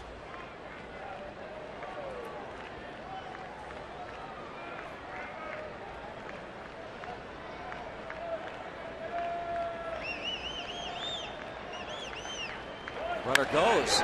It's line towards center field, and it drops in front of the center fielder. And Walker, a heads-up play. He knew that Barnes was not going to have any momentum as he froze on the base hit. So Walker moves to third. Almost like he deked him at second base. And he could tell that Barnes wasn't going to have any chance of getting anything on this throw as he held up. On the line single, Walker takes off on the pitch, and Sanchez rips it into center.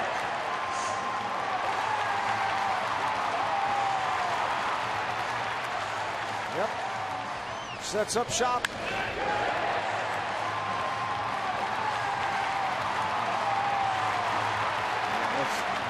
Great base running right there from Walker. That was very heads up. Good read. Great read.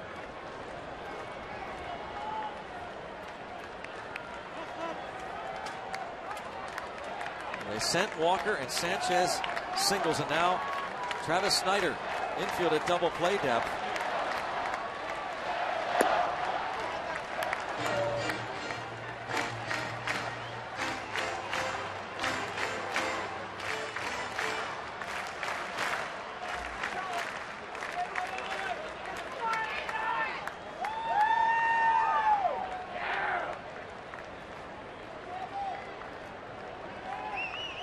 Snyder. Lyle comes in and fouled off.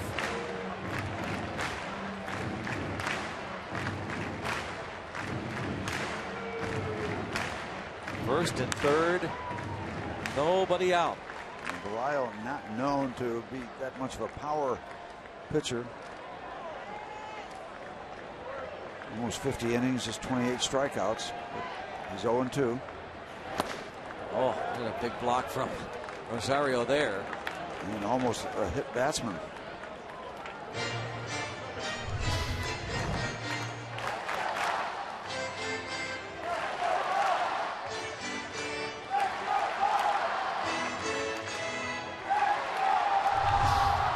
Ground ball to one of these infielders. They would go home. They're not going to trade a run this late. Snyder tries to get the ball in the outfield.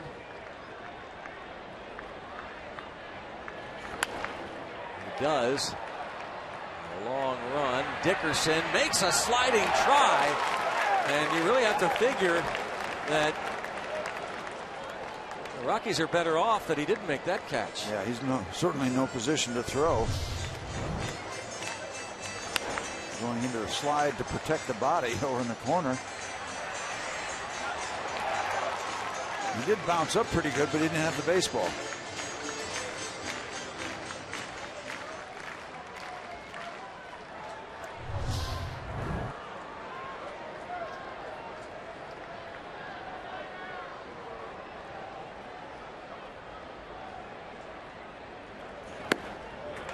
Two and two. Mark Melancon getting ready. And Belial letting that ball go at about 91 miles an hour. That's up at the top, toward the top, if not the top of his speed range.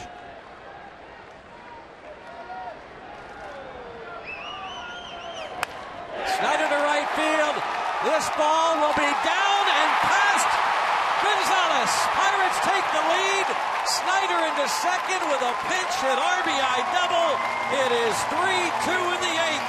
Still nobody out.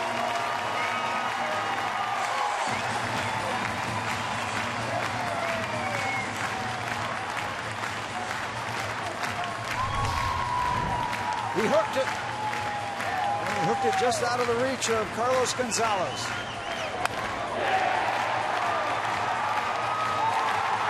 Now the race is on.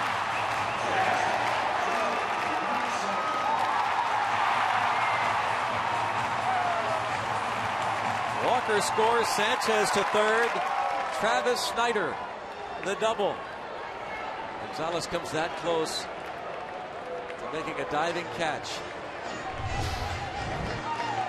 Neil Walker started the inning with that solid single to right.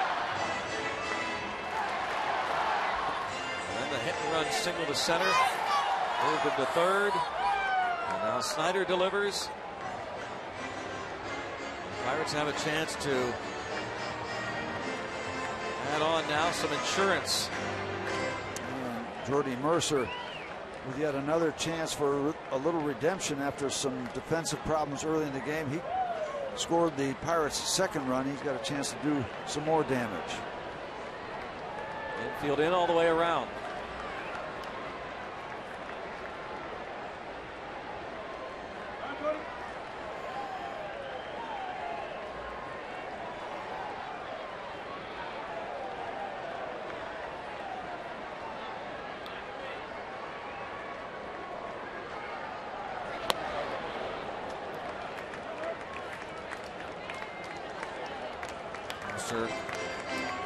Last time up, singled off of Rex Brothers.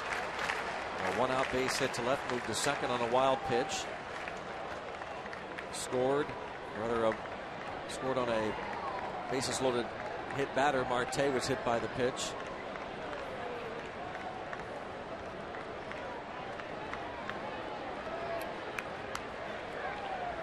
Jordy, you kind of got a free run right here. Just look for something. We got the run we need. Now, get some runs out there we want. Pitch out. They thought Pirates might be thinking squeeze. And Clint Hurdle has put that squeeze on a couple of times this season. Usually it's with one out, but there's no rule against it. Walt Weiss, Clint Hurdle's good buddy, second-year skipper of the Rockies. He's on that list of the good guys, Walt Weiss. Cat and mouse game going on here.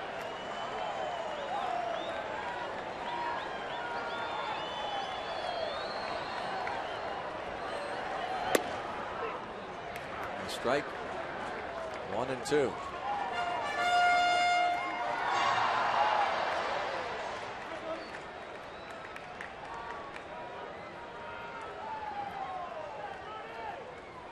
Three straight hits here in the 8th for the Buccos against Matt Belisle.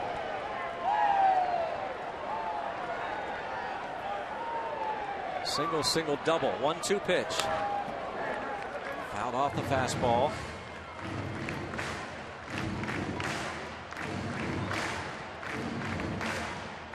Well, we mentioned earlier that this Rockies bullpen has the highest batting average against of any core in the league.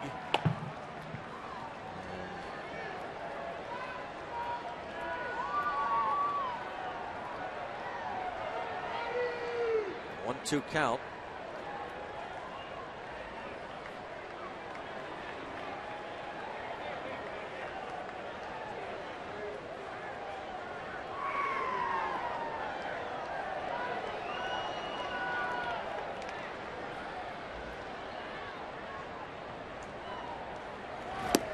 And Belisle strikes out Mercer. That's a big one for Belisle after giving up a run. Now Michael Martinez is going to come out and pinch run for Gabby Sanchez.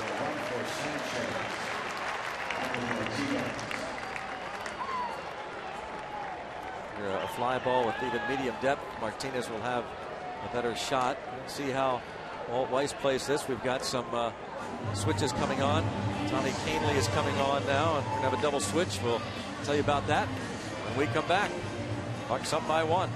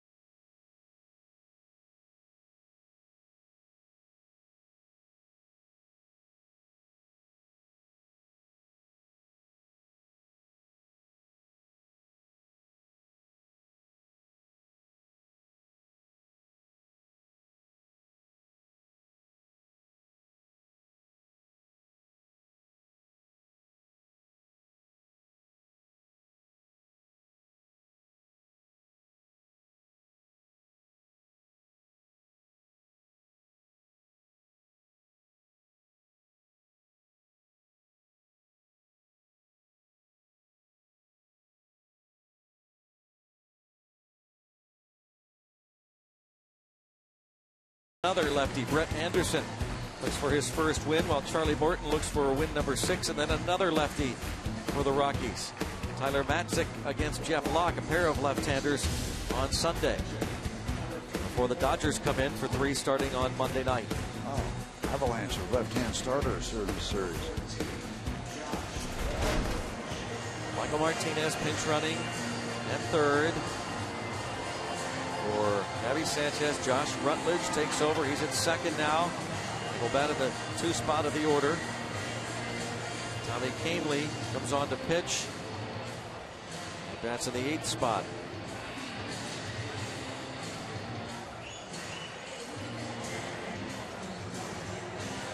The rookie right-hander. 36th appearance of the season.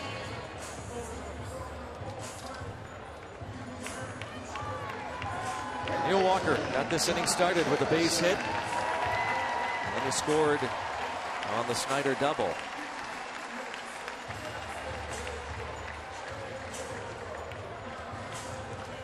Well, Josh Harrison is a good bunter. Got good speed at third base, so the possibility exists. Look in that direction. Rockies up short on the infield.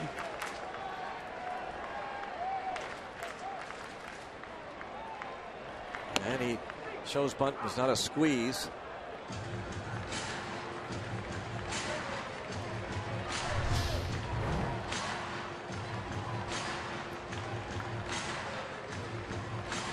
A called strike.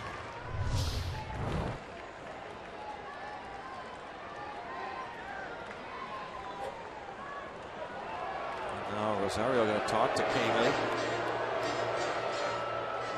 who did not pitch above Double-A. He was a Rule 5 draft pick from the Yankees organization. The highest drafted player ever out of a Division II school, Lynn University.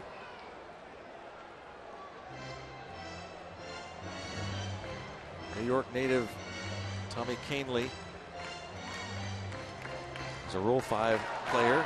Has to stay on the big league roster the entire year, or else he's exposed to waivers, and other clubs around baseball could pick him up.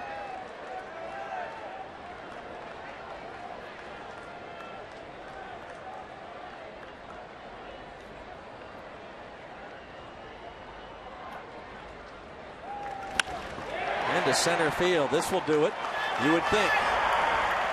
Barnes will not even attempt to throw toward the plate. Sacrifice fly for Josh Harrison. And there's an insurance run. Give the Pirates a 2-run lead. He finds a way to be involved. There's Josh Harrison. Finds a way.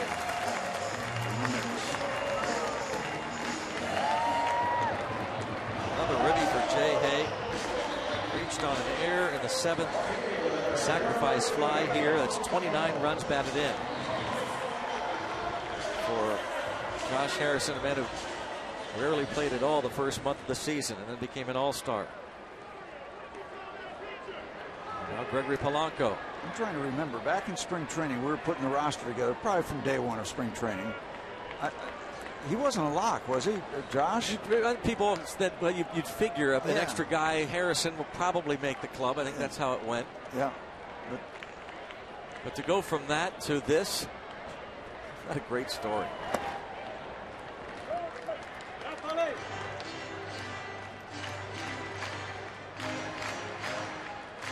We always had the idea, well, Josh is there. You know, nobody gets really spectacular, takes the job away. Boy, what a year he's had. Top it off with an all-star appearance so far. By the way, a very encouraging game tonight for Gregory Polanco. Very encouraging. There were 4 solid at bats, 2 hits, a line out to left, a fly out, hit pretty well to left, and then a hit in the 5th and a base hit in the 7th. A gift hit at that, but still encouraging for Gregory Polanco. That was a huge hit off Rex Brothers in the 7th to load the bases, preceding the Marte hit by pitch. toward the shortstop, Tulowitzki. A little hesitation and safe at first base. Speed kills.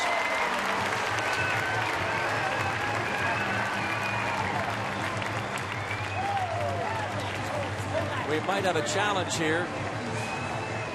Walt Weiss is out of the dugout.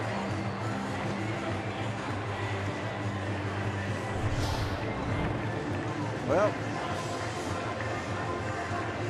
you're going to see this play replayed a lot. They're going to challenge it, and they might have. They've got an argument. They've got a strong argument. Well, foot stays on the bag, certainly. We know that, so that's not an issue. Does the ball beat Polanco? Is it clear and decisive? I don't know. And is the foot really staying on the bag? So well, that other angle looked like it did. Yeah.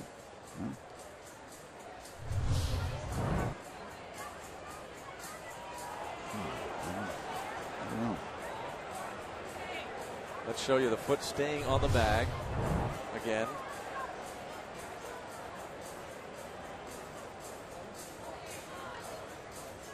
Is that a guarantee? The question is, did the ball get into the glove before Polanco arrives? I don't know that that's clear and decisive.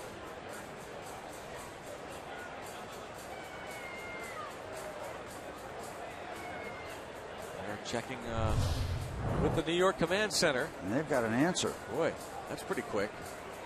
Out. It was clear and decisive. So challenge holds, and the Pirates settle for 2 to take the lead. Travis Snyder came on with 2 men aboard in a pinch hit situation. Doubles past a diving right fielder, Carlos Gonzalez. Gave the Pirates the lead. They added on for $2.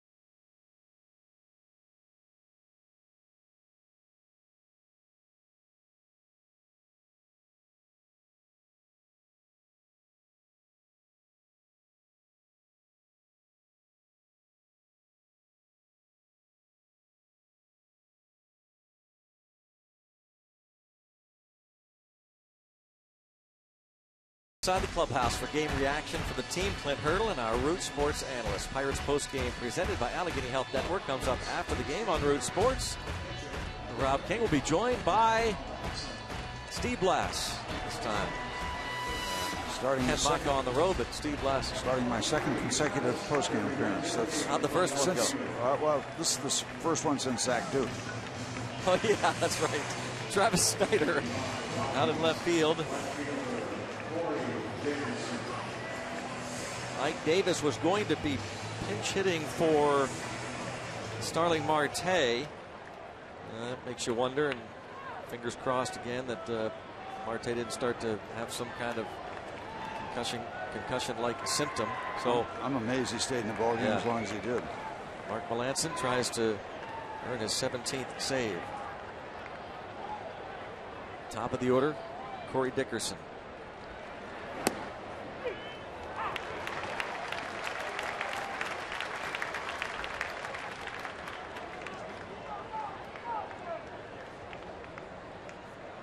course, Gabby Sanchez was out of the game anyway when Martinez pinch ran for him, so Davis was going to enter the game regardless. And then when Snyder pinch hit, he was going to enter the game as well. So makes all the sense in the world. Try to get this one in before the rain. You serious? It is drizzling, isn't it? Just a light mist.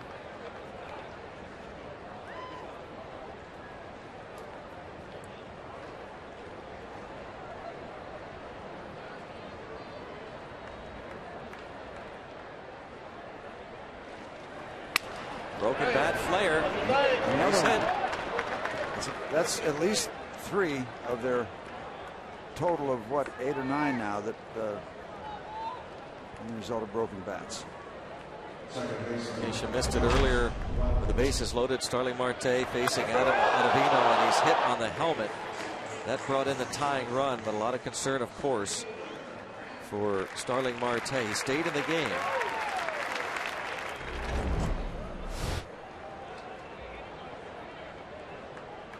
Scary moment.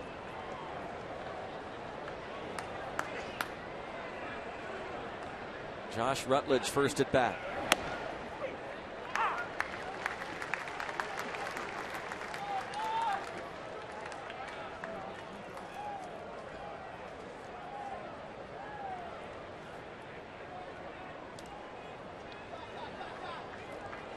Carlos Gonzalez, and then Troy Tulowitzki to right field. Polanco over, makes the catch, not necessarily comfortably, but got the job done. 1 out. Yep, having to be aware of his momentum taking him over to that short wall by the foul line. Didn't quit on it.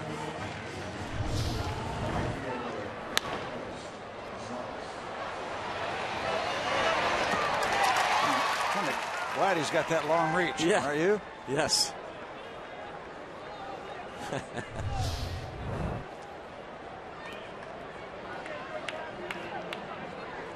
Here is Carlos Gonzalez, who has struck out each of his 4 at-bats.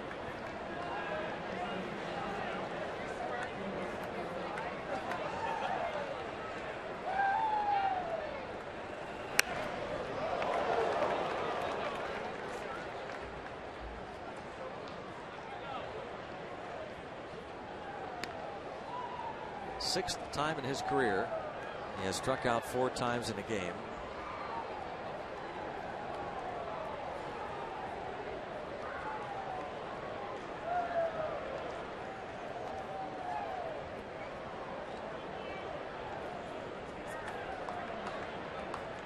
Oh, 0-1 on Cargo.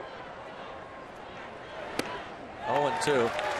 Steve, I don't know if you saw the story in the Post-Gazette, I believe a couple of days ago, by Hayes Gardner, who chronicled Melanson's minor league career, his major league career, and basically being groomed as, if not a closer, certainly a reliever his entire career. But in the story, he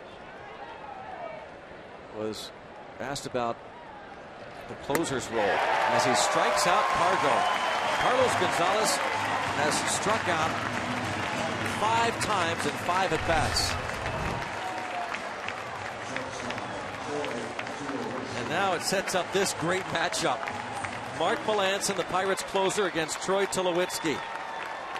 One of the game's best. But anyway, asking about with Grilli being traded, because he thinks it's possible he might lose the closer's role. He said, it's my job and I'm going to keep it. It's not going to be lost. Strike.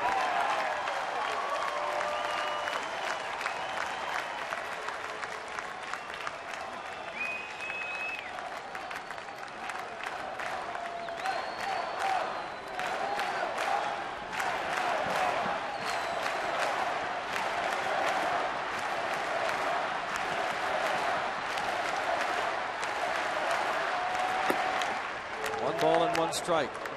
Cardinals are leading the Dodgers 3-2 in the top of the 8th. The Yankees beat the Reds. The Brewers beat the Nationals. By the way, also, I'm going to give Francisco Liriano a high grade for not buckling, not giving in, coming back and have a strong finish to his appearance.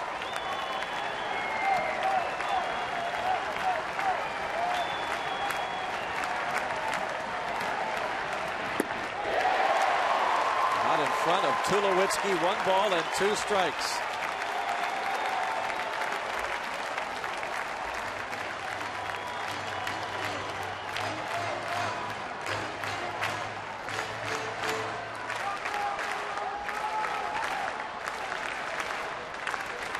Get this out, they will not have worked any harder to win a ball game. This is a grind.